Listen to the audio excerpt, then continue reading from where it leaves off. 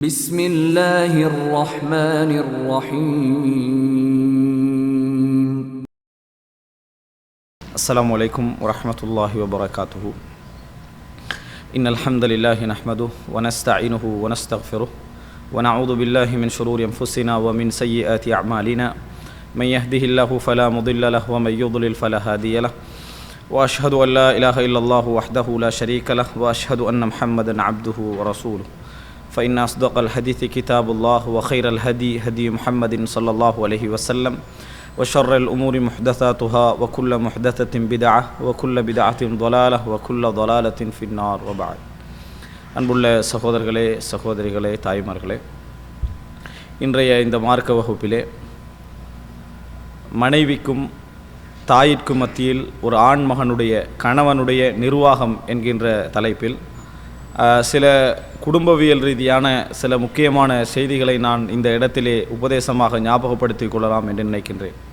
ஆனால் உண்மையில் இன்றையில் தலைப்பாக அமைந்திருக்க வேண்டியது இந்திய மக்களை எதிர்நோக்கி இருக்கக்கூடிய அதாவது மோசமான தேர்தல் முடிவுகள் பற்றி ஒரு முஸ்லீம் அந்த இந்திய மக்கள் சமுதாயமும் எப்படி இருக்க வேண்டும், அவர்களுக்கு சூழ உள்ள வெளியே உள்ள முஸ்லீம் சகோதரர்கள் அதனை எவ்வாறு எதிர்கொள்ள வேண்டும் என்பதுதான் இன்றைய ஒரு தலைப்பாக இருந்திருக்க வேண்டும்.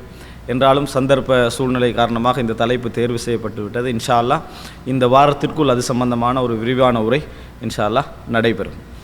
அன்புள்ள சகோதரர்களே சகோதரிகளே, கணவனுக்கும் மனைவிக்கும் தாயிற்கும் மத்தியில் ஒரு ஆண்மகனின் நிர்வாகம், ஒரு கணவனுடைய நிர்வாகம் என்கின்ற தலைப்பில் குடும்பவியல் சம்பந்தமான சில முக்கியமான விஷயங்களை நான் இங்கே ஞாபகப்படுத்த விளைகிறேன். ஆரம்பமாக நாங்கள் கணவன் மனைவியுடைய புரிந்துணர்வு சம்பந்தமாக, தாய்க்கு ஒரு மகன் செய்ய வேண்டிய கடமைகள் சம்பந்தமாக எல்லாம் நாம் என்ன செய்தோம் பார்த்தோம். இன்றைய ஒரு தலைப்பாக, மூன்றாவது மிக முக்கியமான ஒரு தலைப்பாக இது அமைந்திருக்கிறது. இந்த தலைப்பு எந்த அளவுக்கு முக்கியம் என்பது ஒவ்வொரு ஆண்மகனுக்கும் தெரியும், ஒவ்வொரு மனைவிமாருக்கும் தெரியும். ஒரு மனைவி, அந்த கணவனுடைய தாய், இந்த இருவருக்கு மத்தியில் ஒரு ஆண்மகனுடைய நிர்வாகம் எப்படி மத்திய நிலையில் இருக்க வேண்டும், இது எவ்வளோ பெரிய ஒரு சிக்கல்கள் நிறைந்த ஒரு தலைப்பு என்பது அனைவருமே தெரிந்த ஒரு விடயம். ஒவ்வொருவரும் வாழ்க்கையில் அவரவர்களது மார்க்கத்திற்கும் குண இயல்புகளுக்கும் ஏற்ப அனுபவித்து கொண்டிருக்கக்கூடிய ஒரு முக்கியமான ஒரு அம்சம். அன்புள்ள சகோதரர்களே, இப்போ இந்த நேரத்தில் நான் சில மார்க்க ரீதியான சில ஆலோசனைகளையும் மார்க்க ரீதியான சில வழிகாட்டல்களையும் இந்த தலைப்பில் உங்களுக்கு சொல்லலாம் என்று நினைக்கிறேன். காரணம், ஒரு குடும்ப சந்தோஷம்தான் அனைவரது உழைப்புக்கு பின்னாலும் உள்ள மிகப்பெரிய லட்சியம். நமது உழைப்புக்கு பின்னால் உள்ள மிகப்பெரிய லட்சியமே என்ன? நமது குடும்பத்துடைய சந்தோஷம். நாம் உழைப்பதன் மூலம் குழந்தைகளும் நமது குடும்பமும் நமது பெற்றோர்களும் கஷ்டத்திலும் வறுமையிலும் பிச்சை கேட்கின்ற ஒரு உணர்விலும் கடன் கேட்கின்ற ஒரு உணர்விலும் இருக்கக்கூடாது. அவர்கள் அது இல்லாமல் நிறைவாக சந்தோஷமாக தன்னிறைவாக வாழ வேண்டும் என்பதுதான் நோக்கம். ஆனால் அதெல்லாம் கிடைத்த பின்னாலும் வீட்டில் தன்னிறைவோ சந்தோஷமோ மனமகிழ்ச்சியோ இல்லை என்று சொன்னால் மனிதனுடைய வாழ்க்கை விரக்தி வாழ்க்கையாக என்ன செய்துவிடும், போய்விடும். இப்படி பொருளாதாரங்களுக்கு பின்னாலும் நமது உழைப்புக்கு பின்னாலும் சந்தோஷமின்மை நிறைய நமது வாழ்க்கையில் இருந்து கொண்டிருக்கிறது. பொருளாதாரத்தை எல்லாம் நீங்கள் உழைத்து என்ன செய்து விடுவீர்கள், குடும்பத்துக்கு அனுப்பி விடுவீர்கள் அல்லது குடும்பத்தை கவனித்து விடுவீர்கள். ஆனால் அதற்கு மேலதிகமாக தேவையில்லாத பிரச்சனைகள் என்ன செய்யும், வந்து கொண்டிருக்கும். இதனால் மிகவும் தடுமாறி போவது யார்? எவரது கையிலே செலவீனங்களும் எவரது கையிலே நிர்வாகங்களும் இருக்கிறதோ அவர் தான் என்ன செய்வார், மிகவும் தடுமாறி போவார். அதாவது ஒரு ஆண்மகன் தாய்க்கு மகனாகவும் இருக்க வேண்டும், அதே நேரத்தில் மனைவிக்கு ஒரு சிறந்த கணவனாகவும் இருக்க வேண்டும் என்ற மனோநிலையில் இருக்கக்கூடியவர்களுக்கு தான் இது ஒரு பெரிய பிரச்சனை. சமுதாயத்திலே இந்த பிரச்சனை ஒரு 25-30% இல்லவே இல்லை. இந்த தாய் பிரச்சனை மனைவி பிரச்சனை என்பது இல்லவே இல்லை. என்ன காரணமாக இல்லை என்றால், அவர்கள் மார்க்கத்திலே மிக பற்றுள்ளவர்களும் இல்லை, நிறைய நல்ல குணமுடையவர்களும் இல்லை, ஆனால் அவர்களுக்கு இந்த பிரச்சனையும் இல்லை. என்ன காரணம்? யாருக்கு இந்த பிரச்சனை இந்த சமுதாயத்தில் வருகிறது தெரியுமா? உணர்வுகளை மதிக்க வேண்டும் என்று யார் நினைக்கிறார் அவருக்கு மட்டும்தான். உணர்வுகளை மதிக்க வேண்டும் என்று யார் நினைக்கிறார்களோ அவர்களுக்கு மட்டும்தான் இந்த பிரச்சனை எழும்பும். அந்த மதிப்பு தன்மை இல்லாதவர்களுக்கு வேறு வேறு பிரச்சனைகள் எழும்பும். ஆனால் இதில் பிரச்சனை அவர்களுக்கு இருக்காது.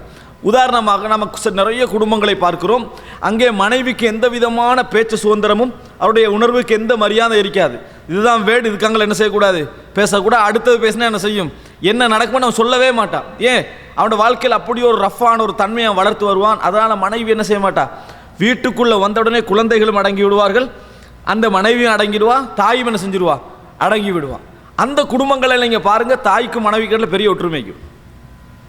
அந்த குடும்பங்களை நீங்கள் பாருங்கள், தாய்க்கும் மனைவிக்கும் இடையில பெரிய ஒற்றுமைக்கு தாயே மனைவிட்ட சொல்லுவா, இவன்ட குணமே இப்படித்தான், சின்ன வயதுலேருந்தே இப்படித்தான், இந்த மாதிரி தான் என்ன செஞ்சுக்கிறான், இவன் வளர்ந்துக்கிறான், என்ன செய்ய, பிள்ளைகளை பார்த்துக்க, நான் மௌத்தாக என்ன. இப்படி யார் ஆறுதல் சொல்லுவா? அந்த கணவனுடைய தாய் யாருக்கு ஆறுதல் சொல்லிக்கின்றிருப்பா? மனைவிக்கு ஆறுதல் சொல்லிக்கின்றிருப்பா, மருமகளுக்கு ஆறுதல் சொல்லிக்கின்றிருப்பா. இது எந்த குடும்பங்கள் ஒரு 30-40% அளவுள்ள குடும்பங்கள் இது இருக்கிறது. காரணம், மகன் எந்த உணர்வை மதிப்பவன் அல்ல. சில பொழுதுகளில் மகன் ஒரு கெட்டவனாகவும் என்ன செஞ்சிருவான், அமைந்து விடுவான். சாராயம் குடிக்கிறவனாக, தொழுகையாளியாக இல்லாத, வீட்டுக்கு கொடுக்காதவனாக அமைஞ்சிருவான். அந்த வீடுகளெல்லாம் நீங்கள் பார்த்தீங்கன்னு சொன்னால் அந்த மகனுடைய தாய் தான் மனைவிக்கு என்ன செய்வான், மருமகளுக்கு ஆறுதலாக இருப்பான். அப்போ எந்த குடும்பங்கள் இந்த பிரச்சனை இல்லை? எங்கே உணர்வு மதிக்கக்கூடிய கணவன்மார்கள், அது உணர்வை மதிக்காத கணவன்மார்கள் இருக்கிறார்களோ, உணர்வை மதிக்கக்கூடிய கணவன்மார்கள் இல்லையோ, அந்த குடும்பத்திலலாம் இந்த பிரச்சனை இல்லை. எந்த பிரச்சனை? மாமி மருமகள் பிரச்சனை இல்லை. என்ன காரணம்? அவனுடைய குண இயல்பும் அவனது அந்த தன்மையும் அந்த இடத்துல உணர்வுகளை வெளிப்படுத்தக்கூடிய எந்த சுதந்திரமும் கொடுக்கப்படலை. அப்போ உணர்வுகள் வெளிப்படுத்துவதற்கு எந்த சுதந்திரமும் கொடுக்கப்படாத இடத்தில் மனிதன் கூட அதைத்தான் நினைக்கிறான். நல்லவர்களும் கூடுதலாக எதை நினைக்கிறாங்க? பிரச்சனையை கேட்பாங்க. உன்ட்டு பிரச்சனை என்ன, தாயோட பிரச்சனை கேட்பாங்க, ஒரு அளவு தான் கேட்பான். 50 இதுக்கு பிறகு 2 பேரும் எதுவும் பேசக்கூடாதுன்றான். இதுக்கு பிறகு என்ன செய்யக்கூடாது? 2 பேரும் எதுவும் பேசக்கூடாது. அப்போ என்ன வாரா? தன்னால் நிர்வகிக்க முடியாத இடத்துக்கு என்ன முடிவுக்கு வரான்? வாய முடியணும், பிரச்சனையே வரக்கூடாது. வாய முடியணும், பிரச்சனையே வரும். மனிதனால் பிரச்சனையை தீர்க்க முடியாத கட்டம் வருகின்ற பொழுது எடுக்கிற முடிவு என்னென்னா, யாரோட உணர்வையும் கேட்கறடியும் இல்லை, யாரும் என்கிட்ட எதையும் சொல்லக்கூடாது. இது நம்ம டெம்பரரியாக எடுக்கிற முடிவு. ஆனால் சில பாட்டிக்கு என்ன, அதே தான் முடிவு வாழ்க்கையில். யாரும் எதுவும் என்ன செய்யக்கூடாது, பேசக்கூடாது, தாரத்து சாப்பிட்டு போட்டு என்ன செஞ்சிடணும், போய்கொண்டே இருக்கணும் என்பது ஒரு சில குடும்பங்களில் இருந்து கொண்டு இருக்கிறது. அந்த குடும்பங்களில் இந்த பிரச்சனை இல்லை, வேறு வேறு பிரச்சனை இருக்குது. இந்த பிரச்சனை மாமி மருமகள் பிரச்சனை இல்லை. அப்போ சப்போஸ் நீங்கள் அவர்களை சந்தித்து உங்களோட குடும்பத்தில் மாமி மருமகள் பிரச்சனை, எனக்கு அமைஞ்ச மாமி மாதிரி ஒரு மாமி என்ன செய்யலாமே இல்லை. அப்போ உங்களோட கணவன் அவன் தான் நல்லா அமையலை. மாமி சரியாக அமைஞ்சி மருமகன் சரியாக அமையாமல் இருக்கிற குடும்பங்களில் இப்படி சில சப்ஜெக்டுகள் இருக்குது. அதனால் நீங்கள் நினச்சிடக்கூடாது, எந்த வீடுகளெல்லாம் இந்த மாதிரி பிரச்சனைகள் இல்லையோ அந்த குடும்பம் எல்லா விதத்திலும் சிறந்து விளங்குகிறது என்பது அர்த்தம் அல்ல. ஒரு பிரச்சனை இல்லாமல் இருக்கும், ஆனால் அந்த அந்த இயல்புக்கு காரணம் இன்னொன்றாக இருக்கும். இதை நீங்கள் தெரிந்து கொள்ள வேண்டிய ஒரு அம்சம். இன்னும் ஒரு ஏண்டா நான் அந்த சில நிறைய கோணங்களை நீங்கள் அணுகணும். நிறைய பேர் தனது குடும்ப வாழ்க்கையை மதிப்பிடுவதே பிறரோட குடும்ப வாழ்க்கையை ஒப்பிட்டு தான். நண்பர்கள் என்ன செய்வார்கள், அவரோட குடும்பத்தை சொல்லுவாங்க, எனக்கு அமைந்த மனைவி இருக்கிறானே, எனக்கு அமைஞ்ச மாமி இப்படி ஒரு வரலாறு போகும். இதை கேட்டு தான் வார வீட்டுக்கு வர்றது. வந்த உடனேயே ஏதாவது மாற்றங்கள் கண்டா எதை யோசிக்கிறது, அவனுக்கு அமைஞ்ச மாதிரி நம்மளுக்கு அமையலை, அவனுக்கு அமைஞ்ச மாதிரி நம்மளுக்கு அமையலை. நிறைய பேர் பிறருடைய குடும்பத்தை ஒப்பிட்டு தான் தனது குடும்பத்துக்கு என்ன செய்கிறாங்க, மார்க்ஸ் போட்டுக்கொள்கிறாங்க. மனைவிமார்களே நிறைய பேர் என்ன செய்கிறாங்க, நான் இந்த வீட்டுக்கு மனைவியாக அமையாமல் அந்த வீட்டுக்கு மனைவியாக அமைஞ்சிருந்தா அங்கே கவனிக்கிறத பாருங்கள், எனக்குரிய டோட்டல் மதிப்பு எங்கே இருக்குது, அங்கே தான் இருக்குது, என்ன செய்ய நம்ம இங்கே அமைஞ்சிட்டோம் என்பதை வெளிப்படையாக சொன்ன மனைவிமார்கள். அவன் கணவனை வச்சு சொல்லலை, மாமியை வச்சு என்ன செய்கிறாங்க, சொல்கிறாங்க, என்னை அங்கே நல்லா மதிப்பாங்க, நான் இப்படிப்பட்டவள், எனக்கு அங்கிருந்தால் நல்ல மதிப்பு கிடச்சிருக்கும், ஆனால் இங்கிருந்தால் கிடைக்கல, ஏன் என்ற பெருமதி தெரியாமல் இருந்துட்டாங்க. இப்படி என்று பிறருடைய குடும்பத்தை ஒப்பிட்டு தான் நிறைய பேர் தனது குடும்பத்துக்கு என்ன செய்கிறாங்க, புள்ளி விவரங்கள் போட்டுக் கொண்டிருக்கிறார்கள், மார்க்ஸ் போட்டுக் கொண்டிருக்கிறார்கள். ஆனால் உண்மையை புரிந்து கொள்ள வேண்டும், சிலர் புத்திசாலித்தனமாக குடும்ப வாழ்க்கையை கொண்டு போகிறாங்க. அவர்களுடைய பிரச்சனையை இதை சொல்ல முடியாது. புத்திசாலித்தனமான குடும்ப வாழ்க்கை என்ன, நம்ம கோப நேரத்தில், குடும்பத்துடைய கோப நேரத்தில் நம்ம வெளியே போகிற நேரத்தில் நம்மளுக்கு நெருக்கமான நண்பர் சந்திக்கிறான், அவனுக்கிட்ட நீங்கள் ஆறுதல் தேடுறீங்க. ஆறுதல் தேடுற நேரத்தில் உங்களோட மனதில் உள்ள அந்த குடும்பம் சம்பந்தமான வேதனையெல்லாம் என்ன செய்றீங்க, அவனுக்கு கொட்டிடுறீங்க. அவன் உங்களையே நலவு விரும்பக்கூடிய ஒரு புத்திசாதுரியமான ஒரு மனிதனாக இருந்தால் அவனோட குடும்பத்தை பற்றி உங்கள்கிட்ட பாராட்ட மாட்டான், உங்களுக்கு ஆறுதல் சொல்லி வழிகாட்டிட்டு விட்டுருவோம். எல்லா குடும்பத்திலும் அப்படி பிரச்சனை தான் இருக்குது. ஆனால் இந்த மாதிரி சந்தர்ப்பங்களில் சில நண்பர்கள் என்ன செய்வார்கள்னு சொன்னால், என்ன செய்ய, உனக்கு இப்படி ஒரு வாழ்க்கை அமைச்சிட்டு, ஆனால் அல்ஹம்துலில்லாஹ் இதுக்காக வேண்டி சொல்லலை, நம்மளுக்கு அமைஞ்ச வாழ்க்கை இருக்குதே அப்படி என்று அவனோட வாழ்க்கையை பற்றி என்ன செஞ்சுருவான், நல்லா பாராட்டி விட்டுருவான். இவனுக்கு மனசில் என்ன செய்யும், ஏற்றுக்கொள்வான், அதையும் ஏற்றுக்கொள்வான், உனக்கு அப்படி அமைஞ்சிட்டு அப்படின்னு அதே உணர்வோடு வீட்டுக்கு போவான். திருப்பி இந்த பிரச்சனை தொடர்ந்து என்ன நினைப்பான், ஊரில் எல்லாருமே நிம்மதியாகிறான், நான் மட்டும்தான் என்னது மிக மோசமாகிறான்ற ஒரு முடிவுக்கு அவன் வருகிறான். இப்படி நீங்கள் என்ன புரிஞ்சுக்கணும், நமக்கு சூழ உள்ள எல்லாரையும் வைத்து நமது குடும்ப வாழ்க்கையில் உள்ள இந்த மாமி மருமகள் பிரச்சனை, அந்த பிரச்சனைகளை எடை போடக்கூடாது. முதலாவது நம்ம இது பழகிக்கொள்ளணும். முதலாவது எங்களை நம்ப பழகணும். எங்களால் அது முடியும், அவனால் மட்டுமல்ல, எங்களால் அது முடியும் என்று நம்ப பழக வேண்டும். இது நான் இந்த உரைக்கு பின்னால் உங்கள் சாராம்சமாக இருக்க வேண்டியவர்களை முதலாவது சொல்கிறேன். ஏன் நான் இப்போ சொன்னதெல்லாம் உங்களுக்கு ஞாபகம் வச்சு குடும்பத்தில் வாழ்ந்துட்டு போக இயலாது. நான் அந்த பயானில் முடிஞ்சு 8 பாயிண்ட் சொல்லிட்டேன்னு வைங்களேன், மௌலவி அவர்கள் 8 பாயிண்ட் சொல்லிக்கிறாங்க, அதனால் இந்த அடிப்படையில் தான் வாழ்க்கையை பண்ணி பாடமாக்கிட்டு போயிடுமா லைஃப்பில், இயலாது. அதனால் சில மனநிலைகளை நான் உங்களுக்கு பதிய வைக்கிறேன். ஒன்று. இரண்டாவது அதாவது இது நான் சொல்லக்கூடியவைகள் இந்த மாதிரி அதாவது குடும்ப விஷயங்களுக்கெல்லாம் நீங்கள் அதாவது இந்த மனைவி தாய் பிரச்சனைக்கெல்லாம் இதை நீங்கள் ஒரு முன்னுரையாக பதிய வைத்துக்கொள்ள வேண்டும். இந்த முன்னுரைகள் உங்களோட மனதில் இருக்கணும். கடைசியாக நான் எல்லாம் சொல்லி முடித்த பின்னால் நீங்கள் உங்களுக்கு அதாவது தெரிந்து கொள்ள வேண்டிய சில முக்கியமான பதிவுகள் இது உண்டு. இன்னொன்று என்ன தெரியுமா, சிறந்த முடிவாக உங்களுக்கு அமையும் உங்களோட குடும்ப வாழ்க்கையில் மனைவியுடைய பிரச்சனையும் தாயுடைய பிரச்சனையும் அதிகரிப்பதும் குறைவதும் உங்களது கையில் தான். அது நீங்கள் எவர்களோட காரணம் சொன்னாலும் சரி, மனைவிக்கு நீங்கள் 1000 ரீசன் சொன்னாலும் சரி, தாய்க்கு 1000 ரீசன் சொன்னாலும் சரி, அது அதிகரிப்பதும் குறைவதும் ஆண்மகனுடைய கையில் என்பதை நீங்கள் பதிய வைத்துக் கொள்ளுங்கள். யாரையும் இதுக்கு காரணம் சொல்ல வேணாம், யாரையும் காரணம் சொல்ல வேண்டாம். பிரச்சனை அதாவது பிரச்சனை இல்லாத ஒரு மனைவி எடுத்திருந்தால் இந்த பிரச்சனை வந்திருக்காது என்றெல்லாம் நீங்கள் எதுவும் யோசிக்க வேண்டாம். நிறைய பேர் இந்த 2 பிரச்சனையை வளர்ப்பதும் தீமூட்டுவதும் யாருடைய கையில் உள்ளது, அதை அணைப்பதும் இந்த ஆண்மகனுடைய கையில் உள்ளது என்பதை புரிந்து கொள்ள வேண்டும். இதை நீங்கள் மனதில் எடுங்க. இந்த முன்னுரைகளை கொஞ்சம் பதிய வச்சுக்கோங்க. குடும்ப வாழ்க்கையில் நீங்கள் எந்த சிக்கலை, அதாவது இந்த தாய்க்கும் மனைவிக்கும் இடையில எந்த சிக்கலை நீங்கள் அணுக போனாலும் இது ஞாபகம் இருக்கணும். ஏனைய குடும்பங்களை ஒப்பிட்டு நான் முடிவெடுக்க கூடாது. இரண்டாவது விஷயம் என்ன, பிரச்சனை இந்த 2 பேருக்கு இடையில பிரச்சனை அதிகரிக்க வைப்பதும் குறைய வைப்பதும் எனது கையில் உள்ள விஷயம்தான். பிரச்சனை இல்லாமல் ஆக்கலாது, ஆனால் கூடுவதும் குறைவதும் எனது கையில் உள்ள விஷயம். எங்கேயாவது ஒன்று கூடிச்சுன்னு சொன்னால் நீங்கள் யாரிலையும் குற்றம் சாட்டாமல் தனியாக இருந்து என்ன செய்ய ஏன் இது கூடிச்சு, நான் எப்படி செஞ்சிருந்தா இது கூடி இருக்காது. நம்ம நிறைய பேர் யோசிக்கிறதே இல்லாமல் எந்த பிரச்சனையை கூடுதலாக யோசிப்போம், கம்பெனி பிரச்சனையை மட்டும்தான் சரியாக யோசிப்போம். குடும்ப பிரச்சனையை யோசித்து முடிவெடுத்தோம் யாராக இருக்கிறாங்களா? 100% ஆட்கள் குடும்ப பிரச்சனையை யோசிச்செல்லாம் என்ன செய்யறதில்லை, முடிவு எடுக்கிறது இல்லை. அது போகிற போக்கு அப்படியே போய்கொண்டிருக்கு. அதுக்கண்டு ஒரு யோசனை கொடுத்து என்ன பிரச்சனை என்று யாராவது யோசித்து முடிவெடுத்தவங்க இருக்கீங்களா? 10 விஷயத்துக்கு எடுத்திருப்போம், ஒரு 5 விஷயத்துக்கு எடுத்திருப்போம். ஆனால் 90% விஷயம் குடும்ப வாழ்க்கை அது அல்லாஹ்வுடைய ரஹ்மத்தால் போய்கொண்டிருக்குது. அல்லாஹ்வுடைய ரஹ்மத்தால் அது போய்கொண்டிருக்கிறது. அதனால் நீங்கள் தான் முழுமையான காரணம் என்பதை பதிய வச்சுக்கோங்க. பிரச்சனை வந்து அது அதிகரிப்பதும் பெரிதாவதும் சிறிதாவதற்கும். மூன்றாவது இன்னொரு பதிவு, முடிதெல்லாம் முன்னுரைகள் இன்னொரு பதிவாக வச்சுக்கோங்க. எந்த குடும்ப பிரச்சனை வந்தாலும் தாய் உங்கள்கிட்ட மலமலன்னு சில விஷயங்களை கொட்டுறா, மனைவி உங்கள்கிட்ட மலமலன்னு அதே பிரச்சனையை கொட்டுறா. இப்போ உங்களுக்கு என்ன செய்யும்? 2ல் ஒரு வார்த்தை நீங்கள் பேசுவீங்க, இதுக்காக வேண்டித்தான் நான் இந்த வேலை செய்கிறேன்னு ஏதாவது ஒன்று நீங்கள் உங்களே விரக்தி அடைகிறதுக்கு மாதிரி ஏதாவது ஒன்று பேசுவீங்க. அல்லது என்ன செய்வீங்க தெரியுமா, உடனே ரிசல்ட். யாருக்கு ரிசல்ட்டு? தாய்க்கு உடனே ரிசல்ட்டை கொடுத்துருவீங்க. அடுத்த யார்? மனைவிக்கு உடனே ரிசல்ட்டை கொடுத்துருவீங்க. ஒன்றில் உங்களையும் விரக்தி அடைகிற மாதிரி மனைவிட்ட முறையிடுவீங்க, ஒன்று உம்மாட்ட முறையிடுவீங்க. என்னால் இதான் பிரச்சனை, நான் எவ்வளோ செஞ்சாலும் வேலை இல்லைன்ற ஒரு முறைப்பாடு போயிட்டு இருக்கும். அல்லது என்ன செய்வீங்க, உடனே ரிசல்ட் கொடுத்துருவீங்க, இதுக்கு ஒரு பதில் அதுக்கு ஒரு பதில், அப்படி என்னது கிராஸ் கொஸ்டின் கேட்டு 2 பேர் சைட்டையும் உடச்சிருவீங்க. நீங்கள் கேட்ட ஒவ்வொரு கிராஸ் கொஸ்டினும் உங்களுக்கு நியாயமாகவே விளங்கும், உங்களுக்கு டோட்டலியாக நியாயமாக இருக்குது. நாங்கள் கேட்ட இது சரியா, இது எல்லாம் சரியாக தானே கேட்டிருக்கீங்க, அங்கே ஒரு கோட்டை உண்டாக்கிடுவீங்க. அதனால் 3ஆக பதிவு செஞ்சுக்கோங்க, பிரச்சனை சொல்லுகிற நேரத்தில் முதலாவது கேட்க மட்டும் பழகுங்கள். அந்த இடத்துல எந்த தீர்ப்பும் சொல்ல வேண்டாம். சீரியஸாக நீங்கள் நினைத்தாலும் சரி, பிரச்சனையை தாய்மார் சொல்கிறாங்களா, அதே போல் என்னது உங்களோட மனைவி சொல்கிறாங்களா, அவர்களுடைய பிரச்சனையை சொல்கிறாங்க என்பதற்கு ஒரு காது கொடுத்து கேளுங்க. நீங்கள் அதாவது ஒரு நீங்கள் ஒரு நீதிபதி என்று வைங்க. நீங்கள் ஒரு நீதிபதிக்கு எவ்வளோ பிரச்சனை வரும்? லட்சக்கணக்கான பிரச்சனை வரும். அவனோட சம்மந்தப்படாத பிரச்சனை நினைக்கக்கூடாது. உயிர் போகிற பிரச்சனை நீதிபதிக்கு வரும். ஆனால் ஒரு நீதிபதியுடைய கடமை என்ன? எல்லாவற்றையும் உள்வாங்கணும். கேட்குற டைம்லேயும் அவன் இடையில பாஞ்சு என்ன செய்யக்கூடாது, இவர் நீ சரி வர மாட்டேன், பார்க்கக்குள்ளே விளங்கடலாம் என்ன செய்யலாது, பேச முடியாது. நீ ஒரு முறை கிட்டத்தட்ட 10வது முறை கோர்ட்டுக்கு வந்துடுற, நீ சரி வரவே மாட்டேன்னு என்ன செய்யலாது, சொல்ல இயலாது. அந்த பிரச்சனையை கேட்கத்தான் வேணும். அதே மாதிரி நீங்கள் ஒரு நீதிபதியாக உங்களை நியமித்துக் கொள்ளுங்க. நியமிச்சு என்ன செய்யுங்க, என்ன பிரச்சனை தாய் சொன்னாலும் அவர்களுக்கு ஒரு பெரிய வாசலை திறந்து வையுங்கள். டோட்டல் பிரச்சனையை கேட்கக்கூடிய மகனாக நான் இருக்கிறேன். நீங்கள் எந்த பிரச்சனையாக இருந்தாலுமா என்கிட்ட சொல்லுங்கள். சிலவங்க பிரச்சனையை சொல்லுங்கன்னுவாங்க, ஆனால் வாசலை மூடிடுவாங்க. எப்போ பார்த்தாலும் ஒரே பிரச்சனை சொல்லிட்டு இருக்கிறீங்க. அப்படி என்று சொன்னால் பிரச்சனையை சொல்லுங்க, நீங்கள் சொல்லியிருப்பீங்க, ஆனால் சொல்ல மாட்டாங்க. ஏன்? நீங்கள் சத்தம் போடுவீங்கன்னு தெரியும், நீங்கள் எரிஞ்சு விழுவீங்கன்னு தெரியும். அதனால் 3வது கட்டமாக என்ன உண்டாக்கிக்கங்க, அவர்களுக்கு நீங்கள் பிரச்சனையை சொல்வதற்கான வாசலை திறந்து வைங்க. அதே நேரம் எந்த தீர்ப்புக்கு என்ன செய்ய வேண்டாம், வழி திறக்க வேண்டாம். கோர்ட் எட்ஜர்ன்னு சொல்லுவாங்க, என்ன தள்ளி வைக்கப்படுகிறது. எப்போ? அடுத்த கிழமை தான். சின்ன பிரச்சனை அழகாக இன்றைக்கே முடிக்கலாம், அவன் என்ன செய்வான், அடுத்த கிழமை ஒற்றி வைக்கப்படுகிறது. அதுக்குள்ளே குற்றவாளி என்ன செஞ்சிருவான், வேறொரு காரணத்தால்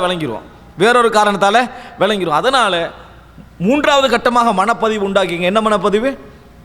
எந்த பிரச்சனை, அந்த எவ்வளவு சீரியஸான பிரச்சனையாக இருந்தாலும் நல்ல முறையில் காது கொடுத்து கேட்டுங்க. எப்படி கேட்கக்கூடாது? சரி சரி எப்போ முடிஞ்சுதா, சரி ஓப்பன் அப்படின்னு சொல்லக்கூடாது. என்ன செய்யணும்? பிரச்சனையை காது கொடுத்தும் கேட்க வேண்டும், என்ன தீர்ப்பு சொல்லணும். இப்போ அப்போ நீங்கள் என்ன சொல்கிறீங்க? மனைவியுடைய முழு எதிர்பார்ப்பு என்ன இருக்கும்? நீங்கள் என்ன சொல்கிறீங்க?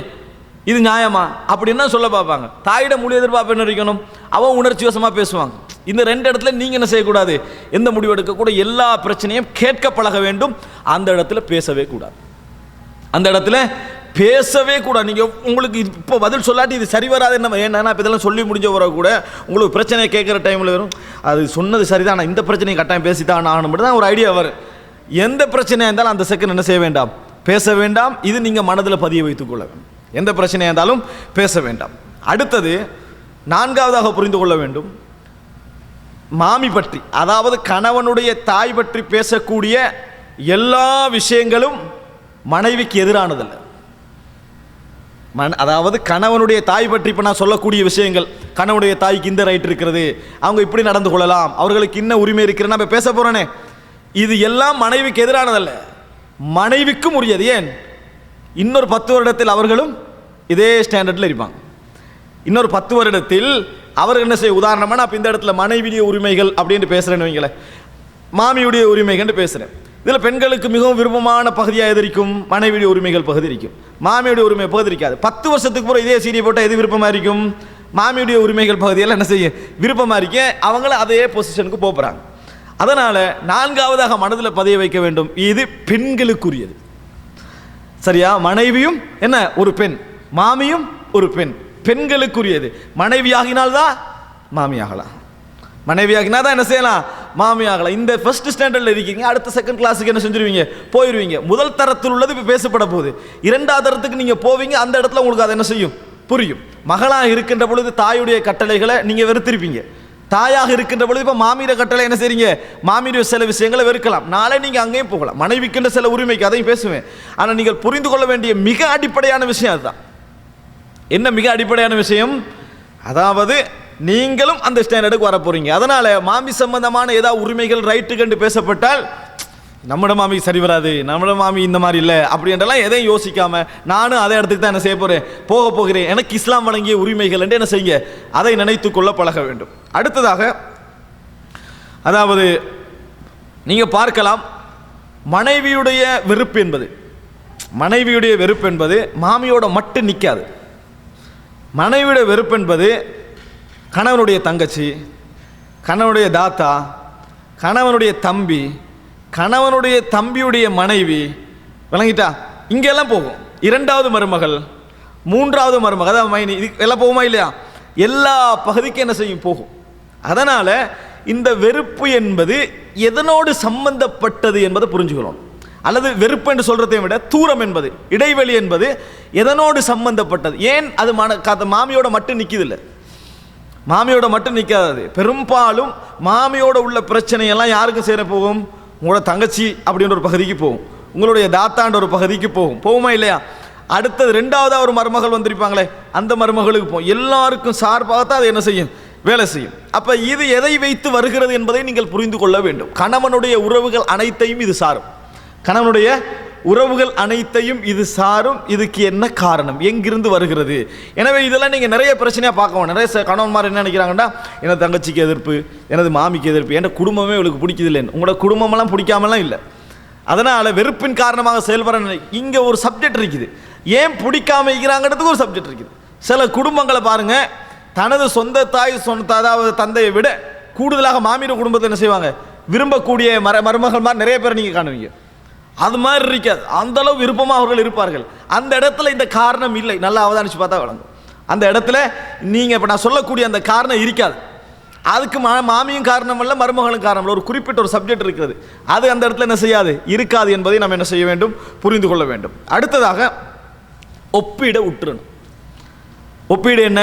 இது இந்த சோதனைக்குதே, இந்த ஒப்பீட்டு சோதனை சின்ன வயசுலேருந்தே ஆரம்பிக்கிறது. பிள்ளைகிட்ட கேட்குறது, உனக்கு உம்மி நல்லா விருப்பமா, அபி விருப்பமா, வாப்பா விருப்பமா, உம்மை விருப்பமா? அப்போ பிள்ளை போய் உம்மாட்டு இருந்தேன்னு வைங்களே, நான் உனக்கு அது வாங்கி தரலையா, வாப்பா இங்கிருந்து, நீ என்ன விரும்பல, உம்மாட பக்கமே போகிறாய் அப்படின்ட்டு. இது உம்மா வாப்பு கடையில் எங்கேயாவது ஒரு முகாரணம் நடக்குமா? ஹராமல்ல அப்படி ஒப்பிடுறது. நான் கேட்குறேன், தாயும் தந்தையும் ஒரே தரம், மகன் வந்து கவனிக்க வேண்டிய தாய் முற்படுத்தப்பட்டாலும் 2 பேர்லையும் விருப்பத்துக்கு ஒரே தரம் தான். இதே கேள்வி எங்கே வரும் தெரியுமா? தாயா மனைவியா, தாயா மனைவியான்னு ஒரு ஒப்பீடு போடுவாங்க. தாய் தான் சொல்கிறாங்க தான் எல்லாரும். ஒரு கேள்வி, தாய் தான் என்று சொல்கிறவங்கள்ட்ட எல்லாம் கேள்வி, மனைவிக்கு உங்களோட ரகசியம் கூட தெரியுமா, தாய்க்கு தெரியுமா? எல்லாருக்கும் தெரியும், தாய்க்கு விட யாருக்கு தெரியும்? மனைவிக்கு தான் தெரியும். அப்போ தாய் தான் சொன்னால் சொல்ல வேண்டியது நல்லது. அங்கே எல்லாவற்றையும் அங்கே சொல்ல வேண்டியது, அம்மா இந்த வாழ்க்கையில் எனக்கு இப்படி தவறு, அப்படி ஓப்பனாக சொல்லுங்க பார்ப்போம். இல்லை, நிறைய பேர் மனைவிட்ட வெளிப்படையாக நடக்கிற அளவுக்கு எங்கே நடக்க மாட்டாங்க, உமா அப்பாவுக்கு முன்னாள் நடக்க மாட்டாங்க. அப்போ ஏன் நீங்கள் தாய் தான் முற்படுத்துறீங்க? இந்த ஒப்பீடே பிழை. மனைவி ஒரு ஏங்கல், தாய் தந்தை இன்னொரு ஏங்கல். இது ரெண்டும் ஒப்பிடக்கூடாது. இது ரெண்டும் என்ன செய்யக்கூடாது? எப்பையும் ஒப்பிட்டு பார்க்கக்கூடாது. கார் வேகமா ஃப்ளைட் வேகமானு கேட்டால் பிழை. கார் வேகமா மோட்டார் பைக் வேகமானு கொஞ்சம் கேட்கலாம், ரெண்டும் ஒரே இடத்துல ஓடுறது. இது வானத்தால் ஓடுறது. இதே என்ன செய்யக்கூடாது? ஒப்பிடக்கூடாது. அங்கே பல காரணங்கள் சொல்லலாம். இப்படி ஒப்பீடு என்னது நிறைய பேர் இந்த ஒப்பீடு இருக்கு. தாயா இதன் வந்தால் நான் என்ன செய்வேன், தாயத்தான் முற்படுத்துவேன் அப்படி என்று சொல்கிற மாதிரியான ஒரு ஒப்பீடு இருக்கு. ஒப்பீடு பிழை. இன்னும் சொல்ல போனால், மனைவிக்கு நீங்கள் 1 லட்சம் கொடுக்குறீங்க வீட்டு செலவுக்கு, அதே செலவுக்கு தாய்க்கு கொடுக்கறது கடமையா? கடமை இல்லை. அப்போ இப்போ யார் முற்படுத்தல்? தாய் தான் முற்படுத்தல். நீங்கள் இந்த கோணத்தில் பார்த்தீங்கன்னு சொன்னால், ரகசியத்தை சொல்வதில் மனைவி, பணம் கூட கொடுப்பதில் மனைவி, வீடு கொடுப்பது யாருக்கு கடமை? தாய்க்கு கடமை. அதே நேரம் இந்த மனைவிக்கு கடமை. ஆனால் தாய் உங்களுக்கு கடமைன்னு சொல்லப்படலை. வீடு கொடுப்பது கடமை, நீங்கள் அந்த தாயை கவனிக்கணும், செலவழிக்கணும், அது வேற. ஆனால் அவர்களை மனைவி ஒப்பிட்ட யாருக்கு உங்களுக்கு சொல்லப்பட்டிருக்குது? மனைவிக்கு. எனவே இந்த ஒப்பீடை முதலாவது விட்டுறணும். இதை வந்து சிலர் என்ன செய்யறேன்னு சொன்னால், சும்மா சம்பந்தம் இல்லாத இடத்துல நோகடிச்சுக்கிறது. அது எங்கள்கிட்ட நிறைய பழக்கம் இருக்கு. மனைவிட்ட திடீர்னு சும்மா ஆரம்பிக்கிறது, நான் எப்படியாவது ஒரு நாளைக்கு 2வது கல்யாணம் முடிப்பேன்றது. தேவையா? இது நான் கேட்குறேன்.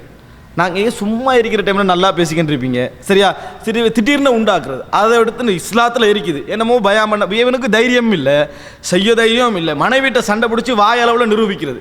என்னது, நான் இப்படி நடப்பேன், ஆனால் நடக்க போகிறதும் இல்லை. இது என்ன நடக்கும் சொல்லுங்க? மனைவியோட உள்ளத்தில் தேவையில்லாத ஒரு வெறுப்பை என்ன செய்யும்? வளர்க்கும்.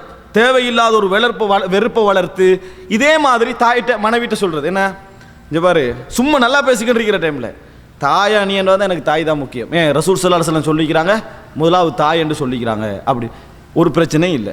சம்பந்தம் இல்லாத இடத்துல இதை போட்டு முன்னுரையில் போட்டு அதை ஒரு சண்டை உண்டாக்கி, இப்படி ஒப்பீடு பிழை. இந்த ஒப்பீடு என்னது? பிழை என்பதை நீங்கள் புரிந்து கொள்ள வேண்டும். இந்த ஒப்பீட்டால் என்ன நடக்கும் தெரியுமா? நிறைய ஹசது பிரச்சனை. நான் கேட்கிறேன், யக்கூப் அலைஹிஸ்ஸலாத்துடைய வாழ்க்கையில் வந்த பிரச்சனைக்கு என்ன காரணம்? எல்லாம் பிள்ளைகள் தானே. ஆனால் யக்கூப் அலைஹிஸ்ஸலாத்துடைய வெளிப்படையான அன்பு அவங்களுக்கு விளங்கிச்சு. யார் மீது? யூசுப் அலைஹிஸ்ஸலாம் மீது வெளிப்படையான அன்பு விளங்கிச்சு. அந்த அன்பு விளங்கின உடனே அந்த அன்பை தந்தை எப்படி சொல்றாரு? கனவு கண்டத்தை கூட யார்கிட்ட சொல்லிடுவானா? சகோதரர்கள்ட்ட சொல்லவானான்றாங்க.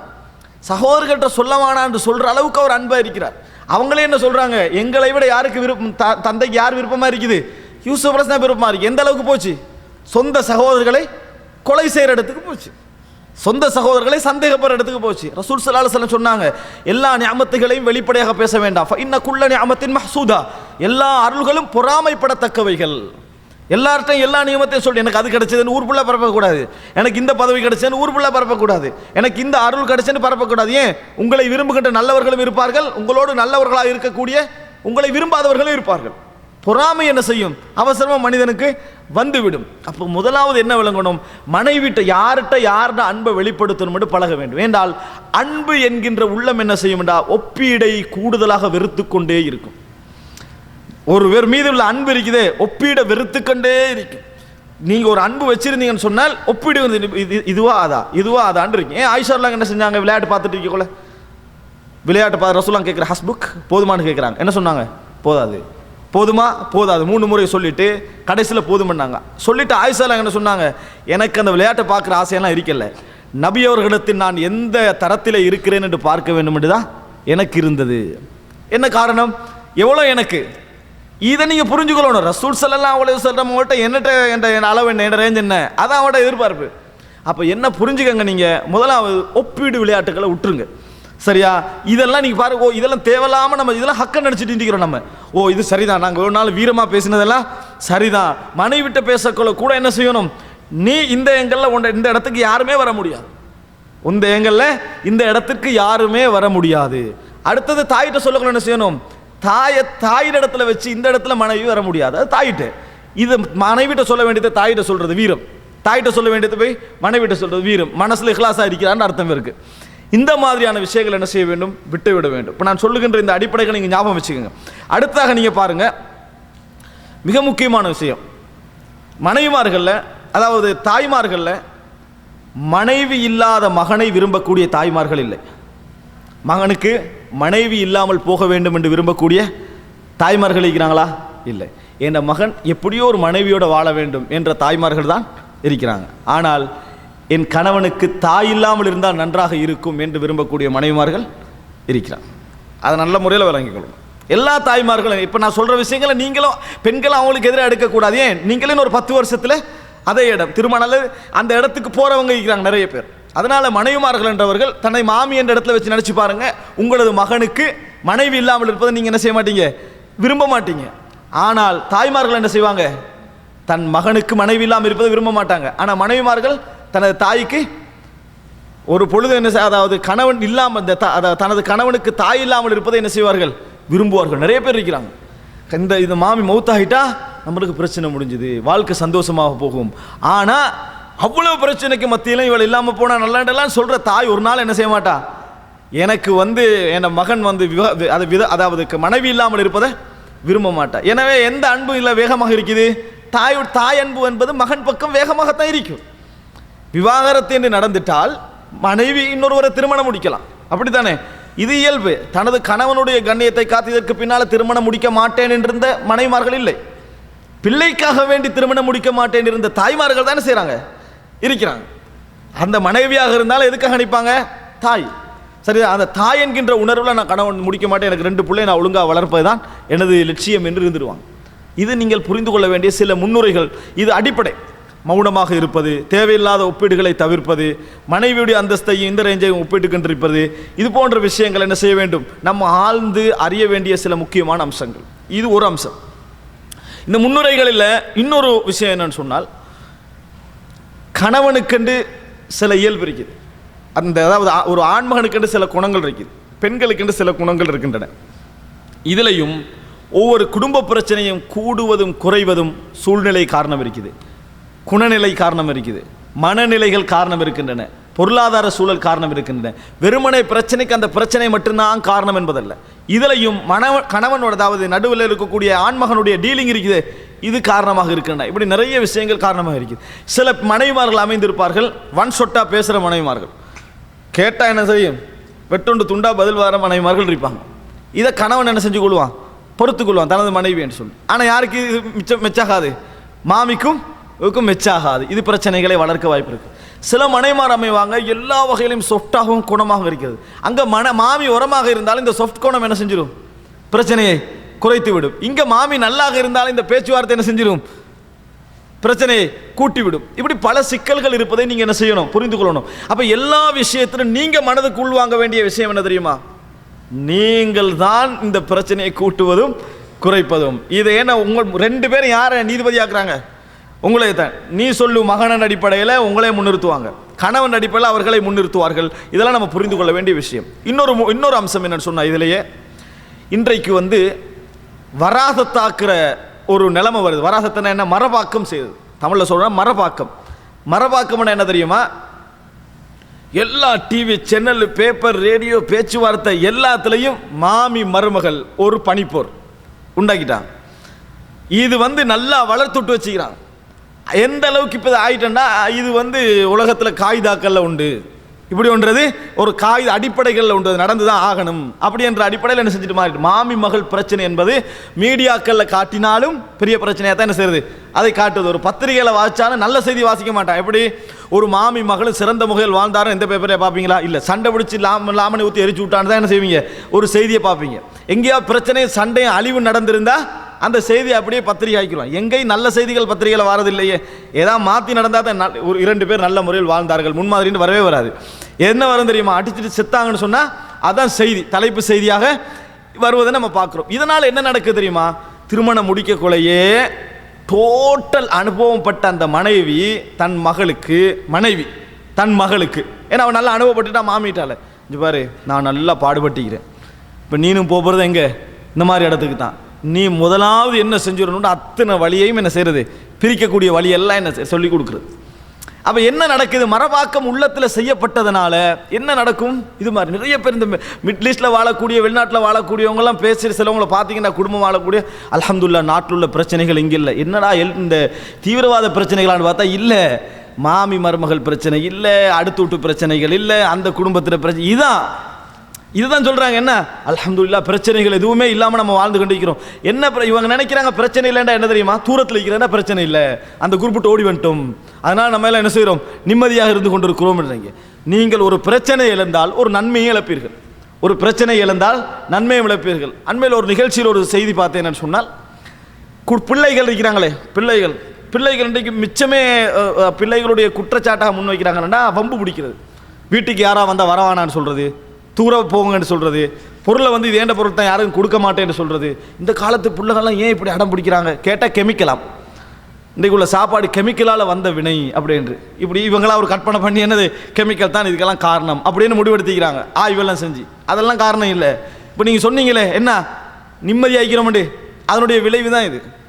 நீங்களே என்ன பழக்கிறீங்க? மற்றவங்களோட பொருட்களை தொடக்கூடாது, அவன் தொட விடவும் மாட்டான். நீங்கள் என்ன பழக்கிறீங்க? மற்றவங்களோட புள்ளத்தோட, உங்களுக்கு கூட்டாளியாக இருந்தாலும் தொடக்கூடாது, அடுத்த வீட்டுக்காரனாக இருந்தாலும் தொடக்கூடாது, எவன்ட பொருளையும் டச் பண்ணக்கூடாது. பழகிட்டீங்களா? அவன் டச் பண்ணவும் மாட்டான்.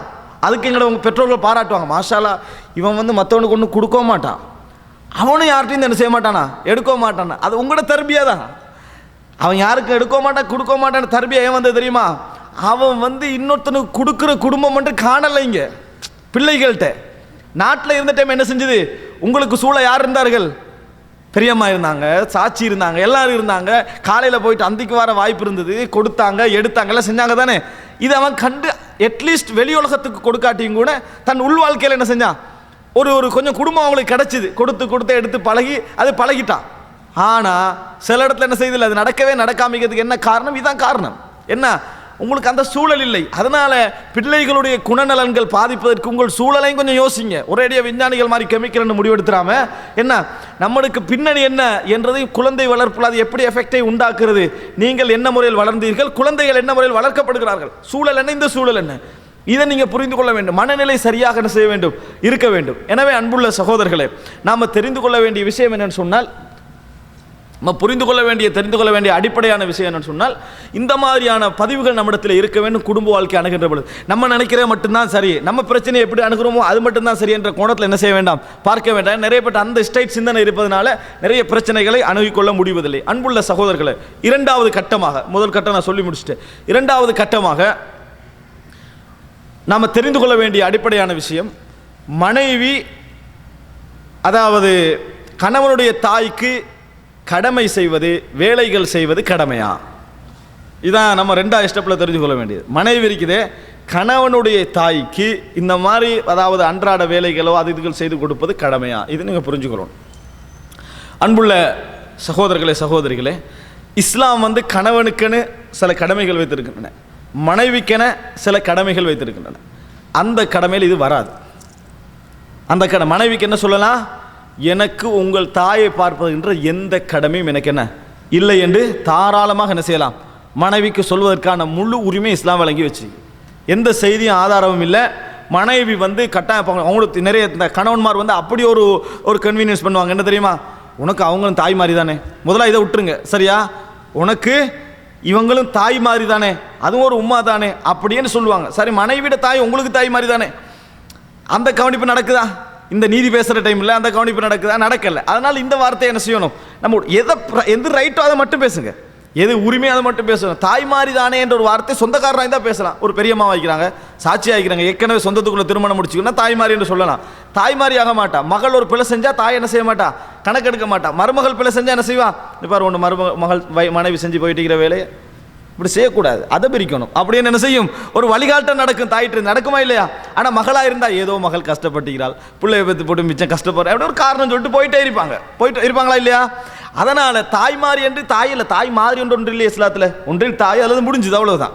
தாய் மாதிரி என்று ஒன்று என்ன செய்யக்கூடாது? நம்மளாம் ஒன்று உண்டாக்கி அதை மனைவிக்கு முன்னுக்கால காட்டக்கூடாது. கடமை இல்லை, அவருக்கு அவரோட தாயை பார்ப்பதுதான் கடமை, உங்களுக்கு உங்களோட தாயை பார்ப்பது கடமை. சரி, இதன் காரணமாக நான் வந்து உங்கள் தாய்க்கு எதுவும் செய்ய மாட்டேன் என்று மனைவிக்கு சொல்ல உரிமை உண்டு. இதன் காரணமாக அவ செய்யாமல் இருக்கலாமா என்று கேட்டால் இந்த இடத்துல நீங்கள் ஒரு நுக்தாவை புரிஞ்சுக்கணும். கணவன்கிட்ட இருந்து கணவனுடைய கடமைகளோட நிறைய உங்களுக்கு எதிர்பார்க்குறீங்க. நீங்கள் கணவனுக்கு கொண்டு ஒரு கடமை இருக்கு, என்ன தெரியுமா? எங்கே வாழணுமோ அங்கே வாழ வைக்கிறது, ட்ரெஸ் கொடுக்கறது, சாப்பாடு கொடுக்கறது. இது 3 தான் கணவனுடைய கடமை. ஆனால் அது மட்டும்தானே அவங்களோட கணவன்மாரெலாம் அவங்களுக்கு செய்கிறாங்க பெண்களுக்கு? இல்லை. மனைவி நம்மளோட தாய்க்கு செலவழிக்க யார்கிட்டையும் வாங்குறீங்க? கணவன்கிட்ட என்ன செய்றீங்க? வாங்குறீங்க. திருமணம் பண்ணி வந்தால் யார்கிட்டையும் வாங்குறீங்க? கணவன்கிட்ட வாங்குறீங்க. இன்னும் உள்ள நகை நட்டு அது இது பெருநாள் இதா பிரயாணங்களா யார்கிட்டையும் வாங்குறீங்க? கணவன்கிட்ட வாங்குறீங்க. டோட்டல் உரிமை. இன்னும் சொல்ல போனால் மனைவிட நகைக்கு யார் சகாத்து கொடுக்குறான்? கணவன் கொடுத்து கண்டிக்கிறான். மனைவிக்கு இந்த அந்த அளவுக்கு இன்வால்மெண்ட். அப்படி நபித்தோழர்கள் காலத்தில் வந்து அவர்களுடைய தனி சக்காத் அப்படி போயிட்டு இருந்துச்சு. இங்கே இன்வால்மெண்ட் என்ன? நகைகள் கூட யார் கொடுக்குறான்? ஜக்காத்து கூட இவன் கொடுத்த நகை, இவன் அன்பளிப்புக்கெல்லாம் கொடுத்துட்டு இந்த மாதிரி. அப்போ டோட்டல் இன்வால்மெண்ட்டில் நீங்கள் கூடுதலாக எடுக்கிறீங்க, நீங்கள் கூடுதலாக செஞ்சு கண்டிக்கிறீங்க. அவன் உங்களுக்கு கொண்ட கூட தாரான்னு சொன்னால், அதாவது அவனது கடமைகளுக்கு மேலாக ஒன்றை செய்கிறான்னு சொன்னால் மனைவி எந்த மனப்பக்கத்துக்கு வரணும்? நானே என்ற கடமைக்கு மேலால் என்ன செய்யணும். இந்த ஒன் சைடாக எதிர்பார்த்தா என்ன நடக்கும்? கணவன் அதை மட்டும்தான் யோசிப்பான். நம்ம எவ்வளோ கொடுக்குறோம், எவ்வளோ செய்கிறோம், எவ்வளோ மேலதிகமாக செய்கிறோம், நம்மளோட குடும்பம் மட்டும் பார்க்காம வேறொரு குடும்பம் மட்டும் பார்க்காம அந்த குடும்பத்துக்கு ஹெல்ப் பண்ணுறேன், எல்லா விதமான இது செஞ்சு நம்மளுக்கு இந்த விஷயத்தில் சரியாக நடந்து கொள்கிறாங்க இல்லையா? தாயை கொஞ்சம் பார்த்தா என்ன நினைக்கிறாங்களா இல்லையா? ஏன் நினைக்கிறாங்கண்டா, இவர்களும் கடமைன்னு மட்டும் வாழலை கணவன்மாரெல்லாம். எல்லா கணவன்மார்களும் தங்களது கடமைக்கு மேலதிகமாக நிறைய என்ன செய்கிறாங்க. எது கடமையோ அதோட மட்டும் நிறுத்தலை. இது எல்லா மனைமாரும் ஏற்றுக்கொள்கிற விஷயம். ஏத்திராஃப் எல்லாருடைய உள்ளத்தில் உள்ள விஷயம்தான். நம்மளுள்ள கனவுமார்கள் எல்லாம் நிறைய என்ன செய்கிறாங்க. ஒரு இங்கே இருந்து சாதாரண தொழில் செய்யக்கூடியவர்கள் தங்களோட குடும்பத்தோட பேசினா இதை மட்டுமா பேசுகிறாங்க? எனக்கு நீங்கள் 3 கடமை இருக்குது, உங்களுக்கு சாப்பாட்டுக்கு தந்துட்டீங்க, இடத்துக்கு தந்துட்டீங்க, அதே போல் என்ன உடுப்புக்கு தந்துட்டீங்க, அவ்வளவுதான். அப்படியா பேசுகிறாங்க? இல்லை, நாளைக்கு ஒரு கல்யாணம் இருக்குது, அதுக்கு என்ன செய்யணும்? போகணும், அதுக்கு ஒரு செலவு அனுப்புங்க. நீங்கள் ஏலான்றீங்களா? என்ன இந்த மாதிரி கேட்டு கடமை மாதிரியே பேசுகிறீங்க. இந்த மாதிரி கேட்டு இந்த மாதிரி சார் நான் கொஞ்சம் ட்ரை பண்ணி அரேஞ்ச் பண்ணுறேன். தனது கடமை மாதிரி தான் கணவன் என்ன செய்கிறான், அதை நினைக்கிறான். அப்போ கடமை மாதிரி நினைத்து அவன் மேலதிகமாக உங்களுக்கு செய்து கொண்டிருக்கின்ற பொழுது அவனது சில ஆசைகள், அவனது சில தேவைகளை நீங்கள் கடமை மாதிரி நினைத்து செய்தால்தான் அது என்ன செய்யும்? அங்கனைக்கு பொருத்தமான வாழ்க்கை போகும். இல்லை என்றால் அது நடக்காது. இதனால தான் இஸ்லாமிய வரலாற்றை நீங்கள் பார்க்கலாம், இந்த உடன்பாடு நிறைய இருந்துச்சு. உருஃப், இது சொல்கிற உருஃப், வளமையில் ஒன்று பழக்கத்தில் போகுமாக இருந்தால் அது வந்து கடமை என்ற இடத்துக்கு வந்துடும், நீங்கள் நிபந்தனை போடாட்டியும் கூட. உதாரணமாக ஒரு இங்கிருந்து ஒரு டெக்ஸியில் ஏறுறீங்க, தம்மாம் போகணும், ஒன்றும் கேட்கல, இறங்குறீங்க. தம்மாம் போகிறதுக்கு எவ்வளோ எடுப்பான்? இங்கிருந்து தம்மாம் போடுற எவ்வளோ எடுப்பான்னு கேட்குறேன். இதில் ஷேர் டெக்ஸி இல்லை, சும்மா தனியாக போகணும், 25 ரியால்னு வைங்களேன், அப்படி தானே? இறங்கிட்டா 25 ரியால் கொடுத்துட்டீங்க, அவன் போயிட்டான், நீங்களும் போயிட்டீங்க. அவன் சொல்கிறான்னு வைங்களேன், எப்படி நீ 25 ரியால் தருவாய்? 40 ரியால்னா நீங்கள் என்ன சொல்லுவீங்க? வளமையாக இங்கிருந்து இங்கே எவ்வளோ எடுப்பாங்க? 25. நீங்கள் பேசவே இல்லை அவனோட, ஆனால் அவனுக்கு அமைதியே கட்டுப்பட்டு போகிறான். இதுக்கு சொல்கிறேன்னா வளமை. எது வந்து உருஃபில் வளமையில் வந்து நிபந்தனை போல இருக்குதோ அதை என்ன செஞ்சிடணும்? சட்டமாகவே நம்ம என்ன செஞ்சிடணும்? எடுத்துக்கொண்டுறேன்னு. அதனால தான் இப்படி கொண்டு போய் கொடுக்குறோம். அரிசி அவன் தாரான், வந்துடுறோம், 2 பேரும் விலை பேசவும் இல்லை, எதுவும் இல்லை, ஆனால் தெரியும் 1 கிலோக்கு இவ்வளோ தான், பேச்சு வழக்கும். இதே மாதிரி சமூக வளமையில் உள்ள என்னன்னு சொன்னால் கணவனுக்கு அவனுடைய தேவைகள், அவனது கடமைகளை வந்து செய்வது, அவனுடைய விருப்பங்களை நிறைவேற்றுவது, மார்க்கத்துக்கு முரணில்லாத வரைக்கும் அது மனைவிட கடமைகளில் உண்டு. அதே போல மனைவிக்கு அவனுடைய தேவைகள் முழுமையாக நிறைவேற்றுவது, செலவினங்களை கவனிப்பது, அவளுக்கு ஒத்தாசை வழங்குவது எல்லாம் யாரோட கடமையில் உண்டு? கணவனுக்கு கடமையில் உண்டு. போகுதா இல்லையா? இந்த வளமை ரசூலா அங்கீகரிச்சான். சஹீஹுல் புகாரியில் பாருங்க, 2997 இலக்கம். அதாவது ஜாபிர் ரலியல்லாஹு அன்ஹு அவர்கள் கல்யாணம், அதாவது ஒரு யுத்தத்துலையும் திரும்பி வராங்க. அப்போ ரசூலுல்லாஹ் கேட்குறாங்க, அவர் நேரத்தோட போகிறதுக்கு அனுமதி கேட்குறாரு. அப்போ தஸவ்வஜ்தியா ஜாபிரே திருமணம் முடிச்சிங்களா? நான் திருமணம் முடிச்சிட்டேன். பிக்ரன் சையிபா, விதவையா கண்ணி பெண்ணா திருமணம் முடிச்சு. நான் ஒரு விதவை பெண்ணை என்ன செஞ்சேன்? திருமணம் முடித்தேன். ஹல்லா பிக்ரன் துலாஇபுக துலாஇபுஹா, சிரித்து விளையாடுவதற்காக நீங்கள் ஒரு கன்னி பெண்ணை திருமணம் முடிச்சிக்கலாமே அப்படின்றார் ரசூலுல்லாஹ். அதுக்கு அவர் என்ன சொன்னார்? இல்லை, எனக்கு என் தந்தை 9 சகோதரிகளை விட்டு போயிட்டான். எத்தனை சகோதரிகள்? 9 சகோதரிகளை எனக்கு விட்டு போய்விட்டார்கள். அதனால் நான் அவர்களை வந்து கவனிக்க வேண்டும். எப்படி சொல்கிறாங்கன்னா, நான் அவர்களை கவனிக்க வேண்டும். ஃபஅஹ்பப்து அன் அத்தஸவ்வஜ இம்ரஅத்தன் தஜ்மஉஹுன்ன வ தம்ஷுதுஹுன்ன வ தகூமு அலைஹின்ன. எனவே நான் ஒரு பெண்ணை திருமணம் முடித்தா அந்த பெண்களை கவனித்து தலைவாரி அவர்களை கவனிக்கக்கூடிய, அவர்களை சுத்தப்படுத்தக்கூடிய ஒரு பெண்ணை பார்த்து நான் திருமணம் முடிக்கணும்னு நினச்சேன். ரசூலுல்லாஹ் என்ன சொன்னாங்க? பாரக்கல்லாஹு ஃபீக், அல்லாஹ் உங்களுக்கு பரக்கத்து செய்வானாக. என்னாங்க இந்த செய்தி என்ன சொல்லுது? சகோதரிகளை கவனிக்கிறதுக்கு திருமணம் முடிக்கிறார். யாரை முடிக்கிறார்? ஒரு விதவை பெண்ணை பார்த்து திருமணம் முடிக்கிறார். அந்த விதவை பெண்ணுக்கு தெரியுது இவருக்கு என்ன செய்து 9 சகோதரிகள் இருக்குன்னு ரசூல் ஸல்லல்லாஹு அலைஹி வஸல்லம் சொல்கிறாங்க. ரசூலுல்லாஹ் என்ன செய்யலை, அதை மறுக்கலை. இந்த செய்தி எங்களுக்கு என்ன சொல்ல வருது? சமுதாய மனைவி கேட்கலாமா? உங்களுக்கு சகோதரிலாம் பார்க்கல, எனக்கு கடமையாண்டு ஆனால் இது சமுதாய வளமேல ரசூலுல்லாஹ் அதை என்ன செஞ்சாங்க? அங்கீகரித்தார்களா இல்லையா? அங்கீகரித்தார்கள். இது நீங்கள் புரிந்து கொள்ள வேண்டிய மிக முக்கியமான அடிப்படை. சமுதாய ரீதியாக இந்த உருஃப் போய்கொண்டிருக்கிற, இந்த வளமை போய்கொண்டிருக்கிறேன்னு சொன்னால் நீங்கள் நிபந்தனை போட அப்படின்னா திருமணம் முடிக்க முடிய ஒரு விஷயம் உங்களுக்கு வழங்குதா? எனக்கு என்னது இந்த கடமையை நான் வேறு எதுவும் செய்ய மாட்டேன் அப்படின்னு நிபந்தனை போடணும். நிபந்தனை போட்டால் ரசூலுல்லாஹ் அந்த நிபந்தனையை வரவேற்பாங்க. ஏன்? ரசூல் ஸல்லல்லாஹு அலைஹி வஸல்லம் சொன்னாங்க, நீங்கள் போடுகின்ற நிபந்தனையிலே நிறைவேற்றத்தக்க மிகவும் பொருத்தமான நிபந்தனை தெரியுமா? திருமணத்தில் போடுகின்ற நிபந்தனைகள். திருமணத்தில் என்ன நிபந்தனை போட்டு ஊரை விட்டு வெளியே போகக்கூடாதுன்னு திருமணம் முடிக்கிறதுக்கு உரிமை யாருக்கு இருக்குது? மனைவிக்கு இருக்குது, கணவனுக்கு இருக்குது நிபந்தனை போடுறதுக்கு. அந்த நிபந்தனையோடு திருமணம் முடித்தால் அந்த நிபந்தனை மீறப்பட்ட என்ன செய்யலாம்? விவாகரத்து செய்து கொள்ளலாம். அதை ரசூலுல்லாஹ் அந்த நிபந்தனையை வச்சாங்க அலி ரலியல்லாஹு அன்ஹு அவர்களுக்கு. என்ன நிபந்தனை? ஃபாத்திமா ரலியல்லாஹு அன்ஹா என்ன செய்யக்கூடாது? இருக்கிற நேரத்தில் நீங்கள் இரண்டாம் திருமணம் என்ன செய்யக்கூடாது? முடிக்கக்கூடாதுன்னு ரசூல் ஸல்லல்லாஹு அலைஹி வஸல்லம் நிபந்தனை வச்சாங்க. வைத்ததுக்கு காரணம் இருந்தது, மார்க்க ரீதியான காரணங்கள் இருந்தன. ஃபாத்திமா ரலியல்லாஹு அன்ஹா அவர்கள் மன ரீதியாக சிந்தனை ரீதியாக குழம்பி போவது உலகத்துக்கே ஒரு முன்மாதிரியான செஞ்சிடும் வந்துட்டு. பெண்களுடைய மனக்குழப்பம் இரண்டாம் திருமணத்தில் நிறையவே என்ன செய்யுது? சம்பந்தம் இருக்கு. இன்னி அகாஃபான் துஃப்தன ஃபீ தீனிஹா, அவருடைய மார்க்கத்தில் குழம்பி போவதை நான் பயப்பட்டேன்றாங்க ரசூல் ஸல்லல்லாஹு அலைஹி வஸல்லம் அவர்கள். நிபந்தனை வச்சாங்க. அதை அலி ரலியல்லாஹு அன்ஹு என்ன செய்யலை? மீற மாதிரி நடந்தாங்க. மீறல அவர் மீற நினைக்கவும் இல்லை. ரசூல் ஸல்லல்லாஹு அலைஹி வஸல்லம் அவர்கள் அது விருப்பம் இல்லைன்னு உடனே என்ன செஞ்சிட்டாங்க? விட்டுட்டார்கள். ரசூலுல்லாஹ்வை மீறியெல்லாம் அவர் என்ன செய்யலை? திருமணம் முடிக்க போல ரசூலுல்லாஹ் அதை பாராட்டினார்கள் என்ற செய்தி நம்ம என்ன செய்கிறோம்? பார்க்கிறோம். அதனால் நீங்கள் ஒரு விஷயத்தை புரிந்து கொள்ளுங்கள். நம்ம வளமையில் ஒரு நிபந்தனையாக இது போய்கொண்டிருக்கிறோம். பெண்களுக்கு அது கடமையாக இல்லாமல் இருந்தாலும், எப்படி நம்ம இந்த அடிப்படையில் தாய் என்ற இடத்துக்கு அவங்க ரேஞ்சுக்கு போகாது விட்டாலும், சமூக வளமையில் ஒன்று நிபந்தனையாக போய்கொண்டிருக்கும். நிபந்தனையாக இல்லாத விட்டால் ஒரு குடும்ப கடமைகள் ஒன்றாக கருதப்படுமாக இருந்தால் அதில் என்ன செய்யணும்?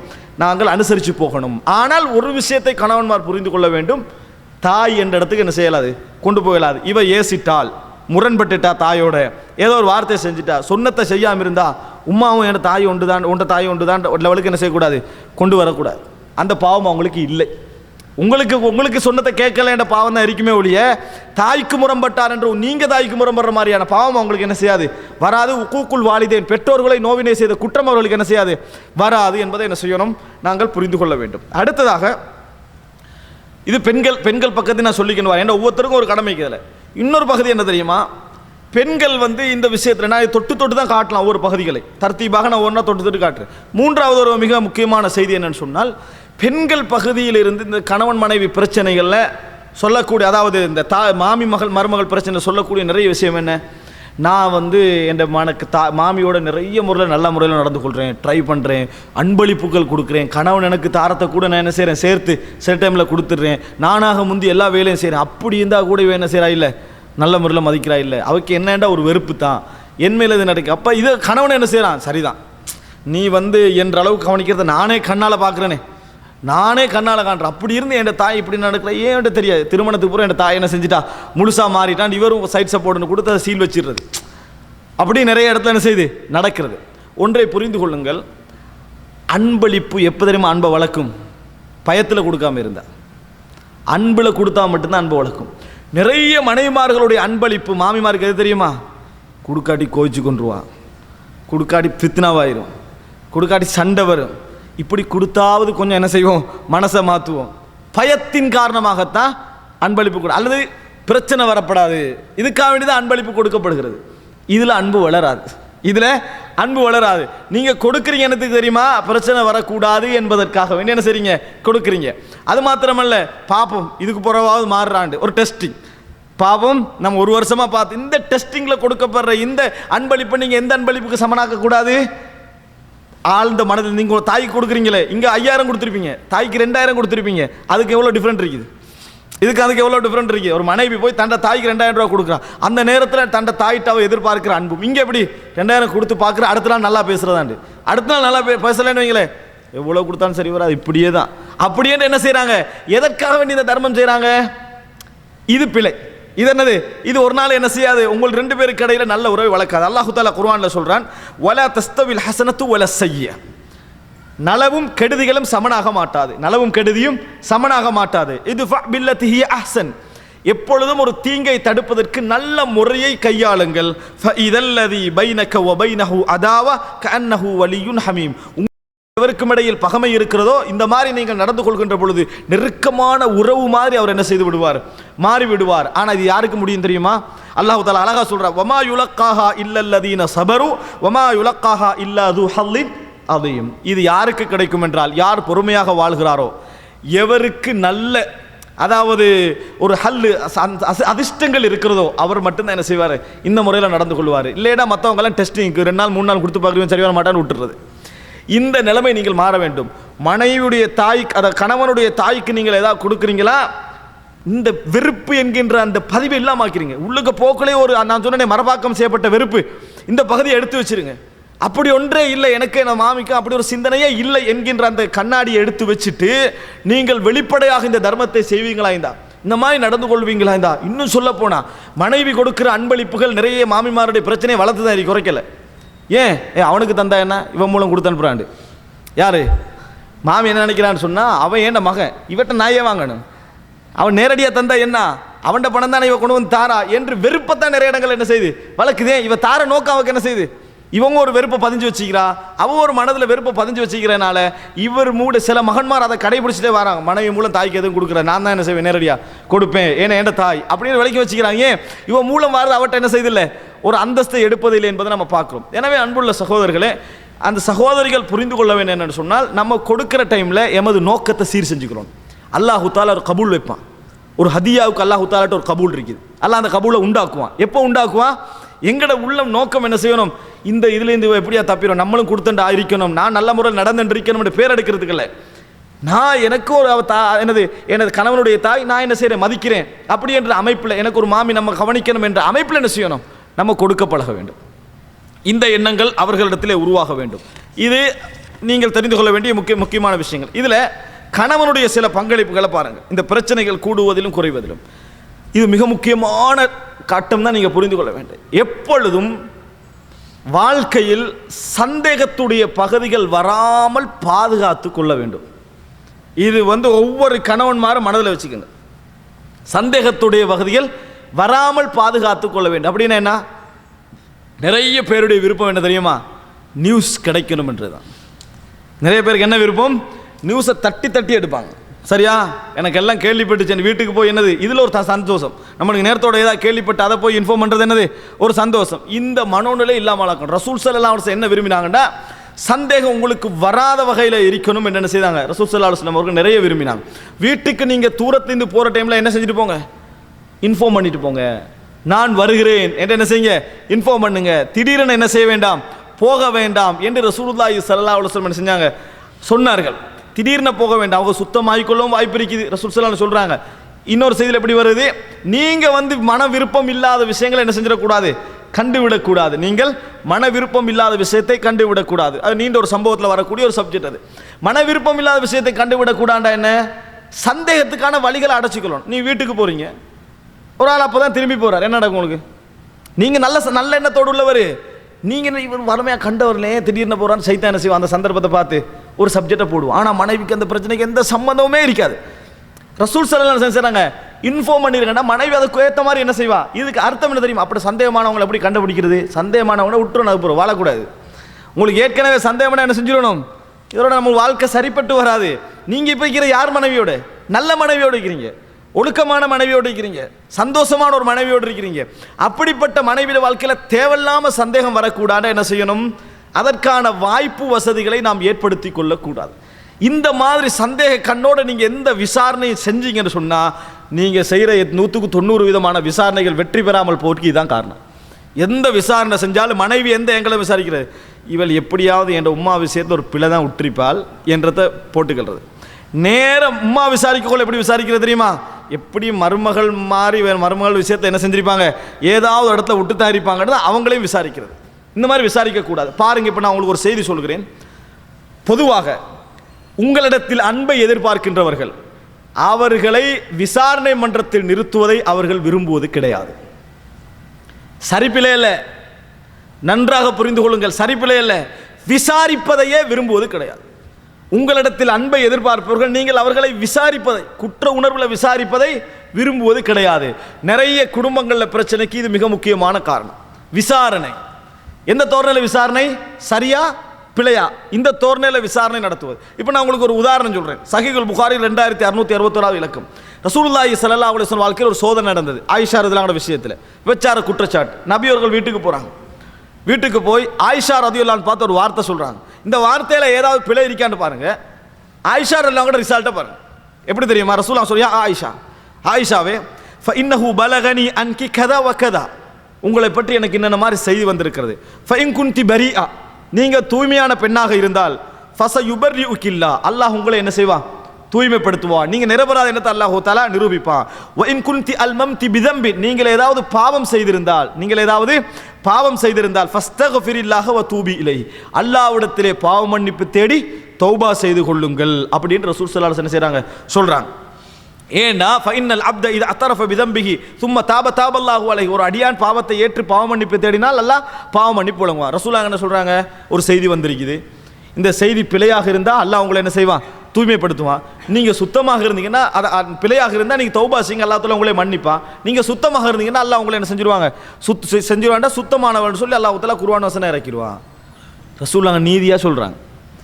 ரசூல் ஸல்லல்லாஹு அலைஹி வஸல்லம் அவர்கள் நீதியாக பேசுகிறாங்க. ஆனால் ஆயிஷா ரிசல்ட்டை பாருங்க. அதை சொன்ன உடனேயே ஃபலம்மா கலா ரசூலுல்லாஹி ஸல்லல்லாஹு அலைஹி வஸல்லம் மகாலத்தஹு, நபியவர்கள் தங்கள் வார்த்தையை சொல்லி முடித்த உடனே கலஸ தம்இ ஹத்தா மா உஹிஸ்ஸு மின்ஹு கத்ரா, என் கண்ணிலிருந்து சாறை சாறையாக நீர் வழிந்து ஓடியது. நீர் வழிவதே எனக்கு தெரியாத அளவுக்கு என்ன செஞ்சது? ஒரு துளி விழுந்தா விளங்குமே, அப்படி இல்லை. ஆயிஷா எப்படி சொல்றாங்கன்னா, நீர் வழிவதே எனக்கு தெரியாத அளவுக்கு என்ன செஞ்சது? சாறை சாரியாக நான் கண்ணீர் வடித்தேன். ஏன் ரசூலுல்லாஹ் பிழை சொன்னாங்களா? ரசூலுல்லாஹ் பிழையா சொன்னாங்க? ரசூல் ஸல்லல்லாஹு சொன்னோன்னே ஆயிஷா ஏன் அழுதாங்கன்னு கேட்குறேன்.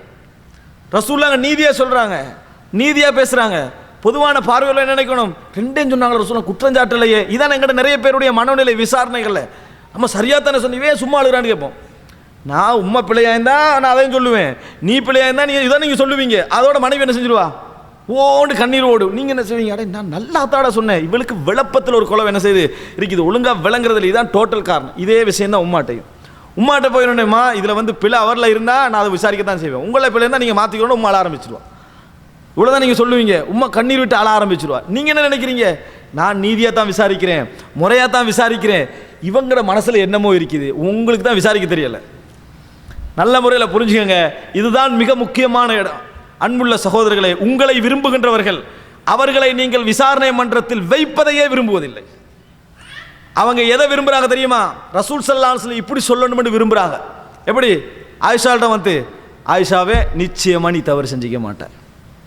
அதான் ஆயிஷா எதிர்பார்க்குறாங்க. நிச்சயமாக நீ தவறு செய்திருக்க மாட்டாய். நீங்கள் தவறு செய்யக்கூடிய ஒரு மனைவி அல்ல, எனக்கு தெரியும். இன்ஷா அல்லாஹ் அல்லாஹ் உங்களை தூய்மைப்படுத்துவான். இதுதான் ஆயிஷா ரலியல்லாஹு அன்ஹா எதிர்பார்த்தது. இதனால தான் அல்லாஹு தஆலா ஆயிஷா ரலியல்லாஹு அன்ஹாவை தூய்மைப்படுத்தி குர்ஆன் வசனம் இறக்கின உடனேயே அவங்களோட தாய் தந்தை சொல்றாங்க, நபியவர்களுக்கு எழும்பி என்ன செய்யுங்க, நன்றி செலுத்துங்க, தேங்க்ஸ் பண்ணுங்க அப்படின்னு ஆயிஷா சொல்றாங்க. அதுக்கு என்ன சொன்னா, நான் ஏன் அவருக்கு நன்றி செலுத்தணும்? நான் ஏன் அவருக்கு நன்றி செலுத்தணும்? நான் அல்லாஹ்வுக்கு தான் நன்றி செலுத்த வேண்டும் அப்படின்னு ஆயிஷா சொன்னாங்க. இவர் என் சைடுக்கு நிக்கல, ரசூல் ஸல்லல்லாஹு அலைஹி வஸல்லம் அவர்கள் எனக்கு சார்பாக நிற்கவில்லை. இதுதான் ஆயிஷா ரலியல்லாஹு அன்ஹாவுடைய பார்வை. இதுதான் இந்த குடும்ப பிரச்சனைகளில் மிக முக்கியமான இடம். விசாரிக்கிற நேரத்தில் மனைவி என்ன நினைக்கிறான்னு சொன்னா, என் மனைவி அப்படி செஞ்சிக்க மாட்டான், நீ அப்படிப்பட்ட பெண் அல்ல, நீ அந்த மாதிரி குணம் உள்ளவள் அல்ல, நீ சரியான இரக்கம் உள்ளவள் என்பதை நீங்கள் சொல்ல வேண்டும் எதிர்பார்க்கிறார். தாய் என்ன எதிர்பார்க்கிறா தெரியுமா? என் உம்மா அப்படி செய்கிறவர் அல்ல, என் தாய் மிக நல்ல, இதில் என்னமோ வேற ஒரு ஆள் பிழை விட்டிருக்கிறாங்கன்னு சொல்வதை தாய் எதிர்பார்க்கிறார். இந்த விளப்பம் புரியாமல் நம்ம என்ன செய்யறது? நீங்கள் பிழை விட்டீங்கன்னா உங்களுக்கு பதில், நீங்கள் பிழை விட்டீங்கன்னா வீரத்தை காட்டிட்டு நம்ம என்ன செஞ்சிடறது? போயிட்டு இருக்கிறது. இதனால பிரச்சனை என்ன நடக்குது தெரியுமா? நீங்கள் நீதியாளர் தான், நீங்கள் நீதிபதி தான், ஆனால் அன்பை விரும்பக்கூடியவர்களிடத்தில் நீங்கள் தோல்வி. அன்பை விரும்பக்கூடியவரிடத்தில் நீங்கள் தோல்வி. நீங்கள் செய்ய வேண்டிய முதல் வேலை என்ன தெரியுமா? மனைவி சொல்கிறாங்களா, எனக்கு உங்களே தெரியுமா? மனைவி சொல்கிறாங்க, எனக்கு உனே தெரியும், நீ அந்த மாதிரி செய்யக்கூடிய ஆள் இல்லை, என்ன உனே பார்த்து அவ செஞ்ச நன்மைகளை அவருக்கு ஞாபகப்படுத்துங்க. மனைவி விரும்புவாத. நீங்கள் வெளிப்படையாக அவட்ட இதை நீங்கள் அவ கூழாக்கத்தான் சொல்கிறீங்க, மனசை ஆறுதல் படுத்தத்தான் சொல்கிறீங்க என்று விளங்கினாலும் மனைவி என்ன செய்வா? அதை விரும்புவா. என் கணவன் என்னை வேதனைப்படுத்த விரும்பவில்லை, தான் தேவை உங்களுக்கு. என் கணவன் என்னை வேதனைப்படுத்த விரும்பவில்லை. நிறைய பேர் மனைவிட்ட பாராட்டி மனம் திறந்து பேசினவங்க இருக்கிறீங்களா? மாஷா அல்லா, பாராட்ட மிச்சம் கஷ்டப்படுவாங்க. மனைவியை பாராட்டுறதுக்கு அப்படியே யோசிச்சு மிச்சம் கஷ்டப்பட்டு ஒரு வசனம் சொல்லிட்டு ஓடிடுவாங்க, அவ்வளோதான். நீ மாஷா நல்லா சமைக்கிறாங்கனால வராது வசனம் எனக்கு, இவனுக்கு என்ன செய்யாது அதுக்காக. ஆனால் ஹோட்டலில் சாப்பிட்டு சூப்பர் சாப்பாடு, என்ன சாப்பாடு தெரியுமா, அரை மணி அழுதுக்கு இருந்தால் அப்படி அந்த சாப்பாட்டை போட்டு விளம்பரம் செஞ்சு தள்ளுவான். மனைவி ஆக்கின சாப்பாடை பாராட்டுவான், ஆனால் அவனுக்கு மிச்சம் வெக்கமாக்கி சொல்கிறதுக்கு, மாசா நல்லா சாப்பாடு வந்து அதுக்காக வராது அவனுக்கு. இப்படி அதெல்லாம் கேட்க வராது. ஏன் தயக்கம், பாராட்டு தயக்கம் நம்மகிட்ட இருக்கு. ஆனால் உலகத்தில் உள்ள எல்லாரையும் பாராட்டுறது, எங்கே பாராட்டு இல்லை, இங்கே இல்லை. அந்த சலாம் சொல்கிற மாதிரி தான், அவர்களுக்கு சலாம் சொல்லலாமா, அவர்களுக்கு சலாம் சொல்லலாமா, வீட்டில் சலாம் இல்லை, இங்கே பார்த்துட்டு சலாம் சொல்லிட்டு உள்ளுக்கு போகிறது, விளங்கிட்டா, கை கொடுத்து சலாம் இல்லை. இதுதான் நம்மளோட பிரச்சனை. அப்போ என்ன, தாய்கிட்ட வெளிப்படையாக பேசுங்க. எப்படி, உமா நீங்கள் ஒரு நாள் இப்படி செய்யக்கூடாது, நான் உங்களே பார்த்துக்கிறேன், 20 வருஷமாக உங்களோட வாழ்ந்துக்கிறேன், 25 வருஷமாக வாழ்ந்துக்கிறேன், நீங்கள் அப்படி இருப்பேன், ஒரு நாளே இல்லை என்னமோ நடந்துக்கு நான் பார்க்குறேன், நீங்கள் ஒன்றும் யோசிக்க வேணாம், சொல்லுங்கள். இதே எதுக்கு போகிற சொல்ல போகிறீங்க, பிரச்சனையெல்லாம் கேட்ட உடனே சொல்ல போகிறீங்களா, இல்லை, தாயிட்ட வந்து மனநிலையோடு கேட்குறீங்க. அதே போல் மனைவிட்ட என்ன செய்றீங்க, அதே எங்களை கேளுங்க. ஏன்னா மனைவி நிச்சயமாக உங்களுக்கு நல்ல மனைவி தான் நீங்கள் வாழ்ந்து கண்டிக்கிறீங்க. அவருடைய நலவுகளை பாராட்டுங்க. முடிச்சுட்டு அதை என்ன முறையில் விசாரிக்க வேண்டுமோ, அது என்ன முறை, என்ன பிரச்சனை நடந்துக்கு நினைக்க வேண்டுமோ, பிரச்சனையே விசாரிக்காமல் தீர்க்கலாம். பிரச்சனை முடியணுமல்ல உங்களுக்கு சிக்கல், இவர்களுக்கு இடையில அன்பு ஏற்படுத்தணும், அவ்வளோதானே. வேறு டாப்பிக்கை உண்டாக்கி என்ன செய்யலாம், இந்த பிரச்சனையை முடிக்கலாம். ஆனால் நம்மளோட பிரச்சனை அன்பானவர்களை விசாரணை மன்றத்தில் வைப்பது. உங்களோட குழந்தை, அவங்களோட பிள்ளை அவங்கள்ட்ட என்ன எதிர்பார்க்குது, அதே நேசத்தை தான் எதிர்பார்க்குது. குழந்தை வந்து பிழை விட்டுடனே, என் மகன்டா அப்படி செய்கிறவன் அல்ல, நம்ம தாய்கிட்ட பேசுவோம், மற்றவங்கள்ட்ட பேசுவோம், என் மகன்ட்ட அப்படி ஒரு குணமே இல்லை, அப்படி செய்யக்கூடியவன் அல்ல, இது என்னமோ நடந்திருக்கு, நான் என்றால் நம்ம பிள்ளை என்னமோ ஆதரவாக இருக்கக்கூடாது, விசாரிக்கணுமே என்று சொல்லுவோம். ஆனால் முதலாக என்ன செஞ்சுருவோம், அந்த பிள்ளைக்கான ஒரு பாராட்டு, ஒரு சனா கொடுத்துடுறோம். இது நம்மகிட்ட இல்லை, இருக்க நினச்சி பாருங்க. அப்போ இதனால் குடும்ப பிரச்சனைகள் விசாரணைகளில் வந்து மிகவும் மோசமான இந்த தன்மைகள் உருவாகுவதற்கு மிக அடிப்படையான காரணம், மனைவிக்கும் தாய்க்குரிய இரக்கத்தை நம்ம என்ன செய்வதில்லை, கொடுப்பதில்லை விசாரணை நேரத்தில். மற்ற நேரத்தில் ஆனால் எப்போ கொடுப்போம் தெரியுமா, பிரச்சனை எல்லாம் முடிஞ்ச பின்னால், எல்லாம் சண்டையெல்லாம் முடிஞ்ச பிறகு, சரி இங்கே பாரு, உன்ட்ட பிழை மட்டும்தான் நான் சொல்ல வரலையே, நல்லதும் இருக்கத்தான் செய்யுது, அதுக்கு போகிற அது தேவையே இல்லை, ஒன்றும் எனக்கு சொல்ல வேணான்றான், ஒன்றுமே எனக்கு சொல்ல வேணான்னு சொல்கிற லெவலில் நம்ம ஆகிறோம். அதனால் இந்த செய்தி நீங்கள் நல்லா படிப்பினைக்கு எடுத்துக்கோங்க. ஆயிஷா ரதியல்லாஹு ரோசப்பட்டது, திருப்பி சொன்னது, ரசூல் ஸல்லல்லாஹு அலைஹி வஸல்லம் அவர்களுக்கு நான் நன்றி செலுத்த வேண்டிய அவசியம் இல்லை. ஆனால் அந்த இடத்துல அப்படி தான் நடக்கும். ரசூல் ஸல்லல்லாஹு அலைஹி வஸல்லம் ஏன்னா ரசூலுல்லாஹ் ஒரு நபி. இன்னொன்று சொல்கிறேன் கேளுங்க, மனைவியை பற்றி ஒரு குற்றச்சாட்டு வருது, தாயே ஒரு ஒழுக்க குற்றச்சாட்டு வைக்கிறான், அப்படி உள்ள மாமி மாதிரி இருக்கிறான், மனைவி இது இப்படி வெளிப்படையாக போகிறா, ஒழுக்கம் இல்லை, அப்படி ஏதாவது சொல்லிடுறோம், மனைவி மாதிரி தாய் மாதிரி மாமி மாதிரி இருக்கிறான், அப்படி சொல்லிட்டாங்கன்னு வைங்களேன். நீங்கள் வந்து மாமிட்டு கொஞ்சம் பாரு, இப்படி ஒரு விஷயம் கேள்விப்பட்டுச்சு, உண்மையாக இருந்தால் எனக்கு தெரியும் தானே, இந்த மாதிரியெல்லாம் என்ன செய்யக்கூடாது, விசாரிக்காமல் 2 மாதிரி நிற்பாங்க செலவாங்க. விசாரணைக்கு போகிறோம், எல்லாம் முடிஞ்ச போகிறோம், ரைட், என் மனைவி தூய்மையானவள், அதுக்கு பிறகு போய் என்ன சொல்கிறது, நீ தூய்மையானவள் எனக்கு தெரியும், அதுக்கு பிறகு சொல்கிறது. இப்படி சொல்லாமல் இப்படி சொன்னு வைங்களேன், என்ன மாதிரி, நீ அந்த மாதிரி நடக்க மாட்டாய், எனக்கு 100% தெரியும், அல்லாஹ் உன்னை என்ன செய்வான், இது விளங்கப்படுத்துவான் என்று நீங்கள் சொன்னீங்கன்னா, இவன் தான் உங்களோட அன்பா இருப்பேன். உங்களோட வார்த்தைக்கு என்ன அர்த்தம், நீங்கள் நீதிபதி இல்லை, அன்பாளன், அவருக்கு சார்பாக நிற்கிறீங்க, அவருக்கு என்னது அவோட இருக்கிறீங்க. இந்த பழக்கத்தை உருவாக்க என்ன செய்யுங்க, பழகுங்க. இதுதான் உலகத்தில் மிக சக்சஸ் ஏற்படுத்தியது. முஆவியா ரலியல்லாஹு அன்ஹுடைய மிகச்சிறப்பு என்ன, நிர்வாகத்தில் அவர் யாரோடு பழகினாரும் அவருடைய மிக நெருக்கமான நண்பர் போல் இருப்பார். உண்மையாக முனாஃபிக்தனம் அல்ல, பழகினான்னா இவர் தான், இவர்கிட்ட எல்லாம் சொல்லலாம் என்கின்ற அளவுக்கு முஆவியா ரலியல்லாஹு பழக்கம் என்ன செய்யும் இருக்கும். டெமஸ்கஸ் அவருடைய மரணம் வரைக்கும் அவருடைய கைவிட்டு என்ன செய்யலை, போகல. கவர்னராக இருந்து கடைசி வரைக்கும் என்ன செய்யலை, போகல. இந்த அன்புக்குரிய பின்னணி என்றது நம்ம என்ன செய்ய வேண்டும், புரிந்து கொள்ள வேண்டும். அடுத்ததாக அன்புள்ள சகோதரருடைய கடைசி பகுதியாக, அதாவது மனைவியை பொறுத்த வரைக்கும் இன்றைக்கு இது நான் இப்போ இந்த ஒரு பகுதி சொல்லிட்டேன். ஆனால் மனைவியை பொறுத்த வரைக்கும் தெரிந்து கொள்ள வேண்டிய மிக முக்கியமான ஒரு அம்சம் என்ன தெரியுமா, கணவனுடைய விஷயத்தில் கணவன் கூடுதலாக விரும்பக்கூடிய ஒரு பகுதிக்கு மனைவிமார்கள் ஒரு இடைஞ்சலாக அந்த இடத்துக்கு என்ன செஞ்சுருவாங்க, வந்துடுவாங்க. அது என்ன இடைஞ்சல், அவங்களும் அதே இடத்துக்கு போக போகிறாங்க, ஆனால் அவங்க நினைக்கிறாங்க இல்லை என்ன, தன் கணவன் தன் குடும்பத்துக்கு நலவு செய்கிற நேரத்தில், தன் தாய்க்கு கொடுக்கிற நேரத்தில், தாய்க்கு தர்மம் செய்கிற நேரத்தில், அதை கணவன் ஒரு சங்கடத்தோடே செய்கிற சிச்சுவேஷன் என்ன செஞ்சுக்கிறாங்க, மனைவி மாதிரி ஏற்படுத்திக்கிறான். கொடுத்தா இவன் ஏதாவது உளம்புறது, இவன் ஏதாவது மறைக்கிறது, இவன் ஏதாவது என்னது சொல்லாமிக்கிறது, நான் உள்ள கொடுக்கலையே அப்படின்றது விளங்கிட்டா யார்கிட்ட பயப்படுறான், மனைவிட்ட பயப்படுற அளவுக்கு மனைவி மாதிரி ஒரு சங்கடத்தை ஏற்படுத்திக்கிறாங்க. மனைவி மாதிரி என்ன பழகணும் தெரியுமா, பாருங்க, நீங்கள் எனக்கு எது செய்யணுமோ, என்ன கடமை செய்ய அதை செஞ்சுட்டு நீங்களோட தாய்க்கு எது கொடுத்தா நான் என்ன செய்ய போகிறதில்லை, கேட்க போகிறதில்லை. ஆனால் நிறைய மனைவிமார் என்ன சொல்கிறாங்க, நாங்களாம் அப்படி தான் இருக்கிறோம், அப்படியெல்லாம் இருக்கிறாங்க, அமைதியாக இருக்கிறாங்க, ஒன்றும் செய்யலாதனால.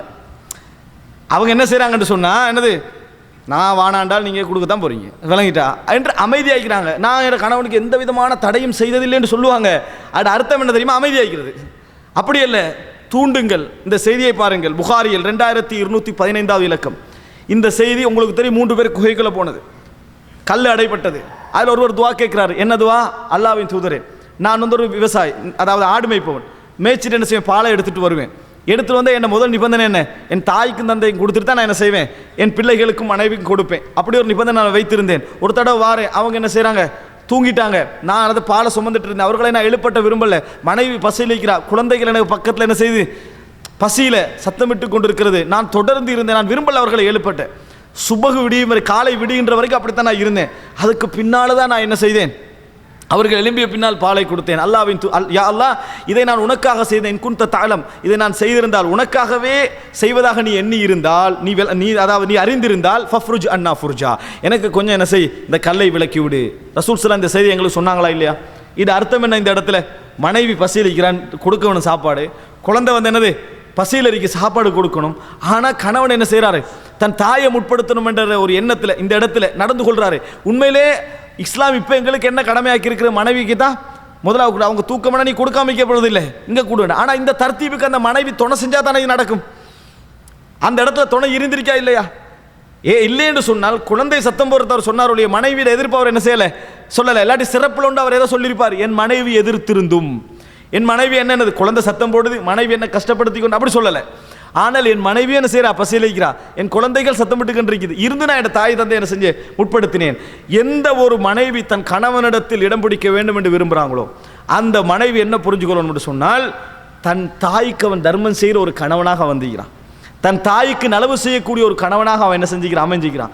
இதை நம்ம வளர்க்கணும். ஏன், இவன் தான் அவனுடைய பிள்ளை தான் உங்களுக்கு உண்டாக போகுது. அந்த பிள்ளை உனக்கு நலவு செய்யக்கூடியவனாக வர வேண்டும் என்றால் இதை நீ செய்யும். நீங்கள் அதை எதிர்பார்ப்பீங்க, உங்களோட குழந்தைகிட்ட, உங்களோட பிள்ளைகிட்ட நீங்கள் அதை எதிர்பார்ப்பீங்க. அப்படிப்பட்ட பிள்ளையாக வர வேண்டும் என்றால் நீங்கள் என்ன செய்யுங்க, இந்த பகுதியை சரியாக செய்யுங்க. செய்திருந்தால் தான் அதே மாதிரி ஒரு பிள்ளை உங்களுக்கு கிடைச்சா உங்களோட என்ன செஞ்சுவான், அவனும் இடைஞ்சல் இல்லாதவனாக இருப்பான். கணவன் கூட இடைஞ்சல் இல்லாதவனாக இருப்பாங்க. அவன் தாய்க்கு உணர்வு நல்லது செய்ய வேண்டும் என்ற சிந்தனையோடு பழகியவன், அந்த உணர்வோடு பழகியவன். அப்போ உங்களோட குழந்தை அப்படி எதிர்பார்ப்பான். பொய்க்கு பல பெண்கள் சொல்லுவாங்க தெரியுமா, நான் யார்ட்டையும் எதையும் எதிர்பார்க்கல, என் பிள்ளைகளை வளர்த்துட்டு கல்யாணம் முடிச்சுட்டு நான் தனியாக வாழ்றதா என் லட்சியம் பண்ணுவாங்க. எல்லாரும் இப்படி தான் அந்த நிமிஷத்தில் சொல்லுவாங்க. ஆனால் உண்மை என்ன, வளர்ந்தால் தன் மகன் தன்னை பார்க்க வேண்டும் என்பது தாய்ப்பாசம். உங்களோட தேவைக்கல்ல, அவன் உங்களோடு இருக்க வேண்டும் என்றது தாய்ப்பாசம். இறைவன் உங்களுடைய நெஞ்சிலே எழுதிவிட்ட ஒரு உணர்வு அது, அதெல்லாம் மாற்ற இயலாது. தந்தைட்டு இருந்து போனால் கூட யார்கிட்ட போகாது, தாயிட்ட இருந்து போகாத அந்த உணர்வு. எனவே என்ன புரிந்து கொள்ள வேண்டும் என்றால், தன் கணவன் தன் தாய்க்கு நலவு செய்கிறானா, தன் பெற்றோர்களுக்கு நலவு செய்கிறானா, அந்த ஆசையை தூண்டுங்கள், அந்த வளர்ச்சியை தூண்டுங்க. அது மாதிரி கணவன் என்ன செய்யணும், மனைவி தன் தாய்க்கு ஏதோ ஒழிச்சு கழிச்சு கஷ்டப்பட்டு கொண்டு போய் கொடுக்குறாரா, அதை பாராட்டுங்க. பாரு, செலவுல எங்களுக்கு கஷ்டம் வந்தாலும் சரி, உன்னோட தாய்க்கு கொடுக்கணும்னு நீ நினைக்கிறேன்னு சொன்னால் தாராளமாக என்ன செய்ய மனைவிக்குரிய ஆர்வத்தை ஊற்றுறது யாரோட கடமை, கணவனுடைய கடமை. இந்த இடத்துல வந்தீங்கன்னு வச்சுங்களேன், இந்த உலகத்தில் தௌஹீதுக்கு பின்னால், அல்லாஹ்வை ஓர்மைப்படுத்திய பின்னால், இந்த உலகத்தில் அனைத்து பரக்கத்துக்கும், அனைத்து நலவுகளுக்கும், அனைத்து நிம்மதிக்கும் காரணமே தாய் தந்தைக்கு நலவு செய்வதில் தான் இருக்குது, தாய் தந்தைக்கு உபகாரம் செய்வதில் தான் இருக்குது. ஒரு மனைவி மனைவி ஒரு கணவனை தூண்டக்கூடியவனாக, கணவன் மனைவியை தூண்டக்கூடியவனாக, எதற்காக வேண்டி, தாய்க்கும் தந்தைக்கும் செலவழிக்க தூண்டக்கூடியவனாக இருக்குமாக இருந்தால் நிச்சயமாக நன்றி கெட்ட பிள்ளைகளை அல்லாஹ் தஆலா அந்த பரம்பரையில் உருவாக்க மாட்டான். நன்றி கெட்ட துர்ரியத்தை அல்லாஹ் தஆலா அந்த பரம்பரையில் உருவாக்க மாட்டான். நல்ல நன்மை செய்யக்கூடிய பிள்ளைகளை தான் அல்லாஹ் தஆலா என்ன செய்வான், உருவாக்குவான் என்பதை நாம் என்ன செய்ய வேண்டும், புரிந்து கொள்ள வேண்டும். எனவே அன்புள்ள சகோதரர்களே, இந்த இடம் மிக முக்கியமான இடம் என்பதை நாங்கள் புரிந்து கொள்ள. உங்களது கணவன் தான் உங்கள் பிள்ளைக்கு முன்மாதிரி. உங்கள் கணவன் தாய்க்கு என்ன முறையில் நடந்து கொள்றான்றது சின்ன வயசுலேருந்தே பிள்ளையோட உள்ளத்தில் பதியும்.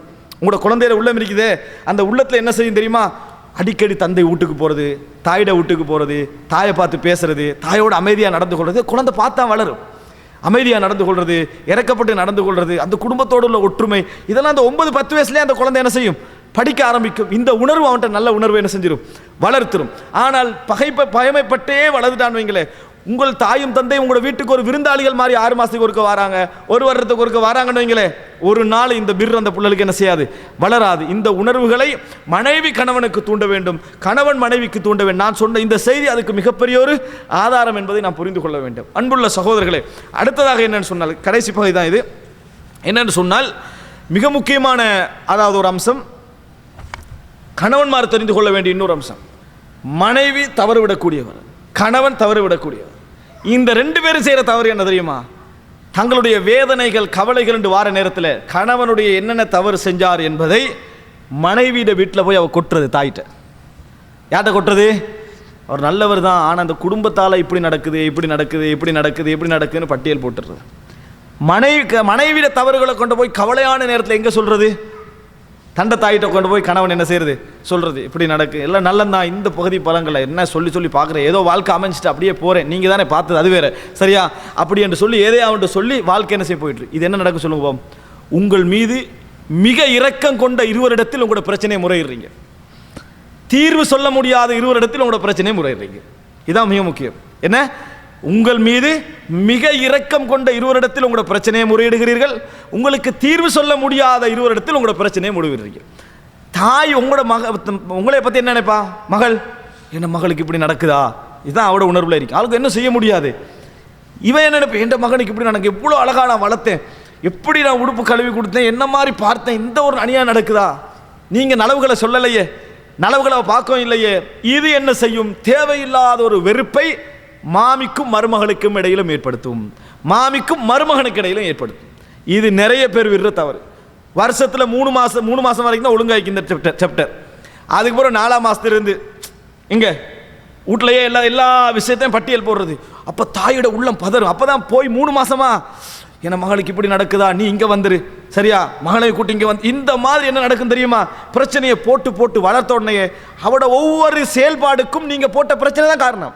ஆனால் நீங்கள் அதை நினைக்க மாட்டீங்க. நீ அப்போ மனசில் நினச்சி பழகுவா. நீங்கள் நல்லவ சொல்லலை, அவள் எவ்வளோ நல்லவன்னு சொல்லலை, அவட நல்ல பகுதிகளை உங்களோட மனைவிட்ட உமாட்ட என்ன செய்யலை நீங்கள் காட்டலை. அவள் ஒவ்வொரு தவறையும் அப்படி தான் எதிர்பார்க்குறாங்க. ஒவ்வொரு தவறு என்ன செய்யறா, இதுதான் காரணமாக இருக்கும், அதுதான் காரணமாக இருக்கும். பிள்ளைக்கு நீங்கள் உங்களோட மனைவி என்ன செய்வா, பிள்ளைக்கு மாமிக்கு முன்கால் என்ன செய்வா, அடிப்பா. இந்த உரத்த குணத்தால் தான் அடிக்கிறா. நீங்கள் போட்டிங்களே ஒரு உரத்த குணத்தால் தான் பிள்ளைக்கு அடிக்கிறா. என்னட்ட வந்தால் தான் அந்த பிள்ளை அமைதியாகிக்குது, அவட்ட போனால் இருக்குதே இல்லை. நீங்கள் காட்டினது தான் அது. நீங்கள் போட்டு வச்சது என்ன செய்ய தெரியுமா, அந்த மனசில் பதியுது. இதே மாதிரி மருமகனை பற்றி அங்கே அறிமுகப்படுத்தின உடனே இவனுடைய கௌரவம் அங்கே என்ன செஞ்சிருது, போகுது. என்ன செய்ய, நம்ம முடிச்சு கொடுத்துட்டோம், அதனால் பொறுமையாக என்ன செய்கிறோம், போகிறோம், எல்லாம் நல்லந்தான், இந்த பகுதி மட்டும் என்ன. இதெல்லாம் யார் வளர்த்த வெறுப்பு? உலகத்தால் யாரா போய் சொன்னாங்களா? இல்லை, நீங்களே போய் சொன்னது. அல்லது மனைவியை பற்றி என்ன செய்கிறது, குடும்பத்தில் யார்கிட்ட போய் சொல்கிறது. மனைவி என்ன செய்யறது, இந்த பிரச்சனைகளை பற்றி வேறொரு விஷயத்தில் போய் சொல்கிறது. உலகம் உள்ள பிரச்சனை பரவிக்கும், சந்தோஷமாக இருப்பாங்க. இந்த குடும்பத்தில் நடக்கிற மிகப்பெரிய சிக்கல் என்ன தெரியுமா? மனைவி போய் எங்கேயாவது சொன்ன உடனேயே அது இங்கே உறவுக்காரராக இருந்தால் உடனே என்றைக்கும் வீட்டுக்கு வராதவங்க என்ன செய்வாங்க, அன்றைக்கு எல்லாத்தையும் போய் ரெடியாகி, என்ன பிரச்சனை, சந்தோஷமான செய்தி அவங்களுக்கு. அது என்ன பிரச்சனை, அவங்களோட வீட்டில் 1000 பிரச்சனை இருந்து இந்த குடும்பத்தில் ஒரு பிரச்சனையும் வரலையேன்னு எதிர்பார்த்துக்கிட்டு இருந்தாங்க. வந்துதான் சந்தோஷம். சைத்தானுக்கு மிகவும் விருப்பமான அமல் கணவனுக்கு மனைவியில் பிரிக்கிறது. சைத்தானுக்கும் மிகவும் விருப்பமான அமல். அவனைத்தான் சைத்தான் என்ன செய்வான், மிக நெருக்கமாக வைத்துக் கொள்வான் என்பது செய்தி. இப்போ நிர்வகிக்க பழகுங்க, பொறுமைக்கு பழக வேண்டும், வாயை அடக்கி கொள்ள பழக வேண்டும். நம்ம அந்த விஷயம் என்ன செய்வதில்லை, நாங்கள் செய்வது இல்லை. அன்புள்ள சகோதரர்களே, அதனால் கொஞ்சம் மதிக்க பழக வேண்டும். நமது பெண்களுடைய உணர்வுகளை நாங்கள் மதிக்க பழக வேண்டும். இரண்டும் பெண்கள் என்ற உணர்வு பெண்களுக்கு என்ன செய்ய வேண்டும், வர வேண்டும். நிர்வகிக்கக்கூடிய கணவன்மார் என்ன செய்ய, நான் சொன்ன சில முக்கியமான கட்டங்கள், இன்னென்ன இடங்களில் என்னென்ன மாதிரி நம்ம நடந்து கொள்ளணும் என்ற பகுதி மிக முக்கியமாக. பிரச்சனையை சொல்வதற்கு நிறைய காது கொடுக்கணும். தீர்வுகள் சொல்லவே கூடாது, தீர்வுகள் உடனே சொல்லவே கூடாது. விசாரணைகளின் பொழுது நான் உங்களது நேசத்துக்குரியவன் என்பதை நீங்கள் உணர்த்த வேண்டும். விசாரணைகளின் பொழுது உணர்த்த வேண்டும். இந்த 2 பேருக்கு இந்த மனநிலை நீங்கள் கொடுத்தீங்கன்னு சொன்னால் நிச்சயமாக உங்களுக்குள்ள அன்பு நிறைய வளரும். ஆனால் பிரச்சனைகளை போய் நீங்கள் சொல்லி, இந்த பகுதியிலையும் சொல்லி, மனைவியை பற்றிய வெறுப்பை கணவனும், கணவன் பற்றிய வெறுப்பை மனைவியும் நீங்களே உண்டாக்கி கொண்டீங்கன்னு சொன்னால் எதிர்ப்பு என்ன செய்யும், தலைகீழாக போகும். இதனால தான் நீங்கள் பார்ப்பீங்க, சில குடும்பங்கள் நம்ம கண்ணால் பார்த்துக்கிறோம், மருமகள் மோசமானவள், சரியான முறையில் நடக்கிறா இல்லை என்று சொன்ன மருமகள் தான் மாமியுடைய சுகையீனத்துக்கு ஹாஸ்பிட்டலில் பல நாட்கள் இருந்தார்கள். கண்ணால் பார்க்குறோம். முழு கவனம் மகள் இல்லை, யார் இல்லை, மகள் இல்லை, உறவின் யாரும் இல்லை. யார் இருக்கிறான்? எந்த மருமகளை மோசம்னு மாமி நினைச்சாவோ அந்த மருமகள் தான் ஹாஸ்பிட்டலில் மரணிக்கிற, அவட காலில் மரணிக்கிற அளவுக்கு, அவருடைய மடியில் மரணிக்கின்ற அளவுக்கு யார் இருந்தா? மருமகள் போய் நிற்கிறான். அப்போ நான் கேட்குறேன், மாமியை இவ்வளோ பார்க்க வேண்டும் என்று உணர்வுள்ள இந்த மருமகளுக்கு எங்களுக்கு பிரச்சனை ஏற்படுத்தின யார்? எங்கிருந்து அந்த உணர்வுகள் அவங்க 2 பேர் உள்ளத்திலையும் வளர்ந்தது? எதன் காரணமாக வளர்ந்தது?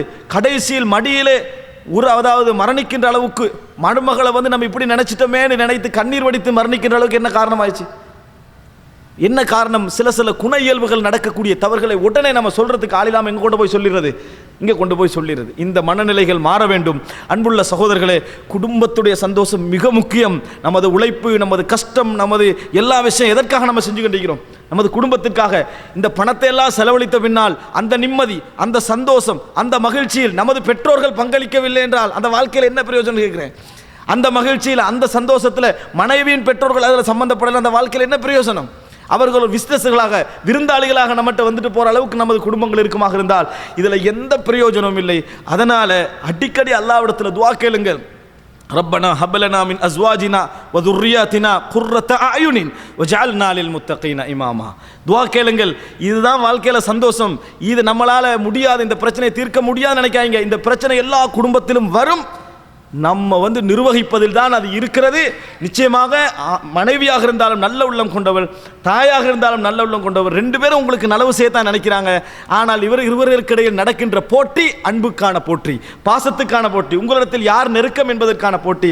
அது நீங்கள் இருவருக்கும் நெருக்கமானவர்கள் என்பதை ஒவ்வொரு ஏங்களிலும் நீங்கள் நிரூபிக்க முயற்சிப்பீர்களாக இருந்தால் நிச்சயமாக பொருளாதாரங்களை தாண்டி ஒரு சந்தோஷமான வாழ்வை உங்களது குடும்பத்திலே காணலாம். உங்களது பொறுமை அதற்கு ஒரு மூலதனம்.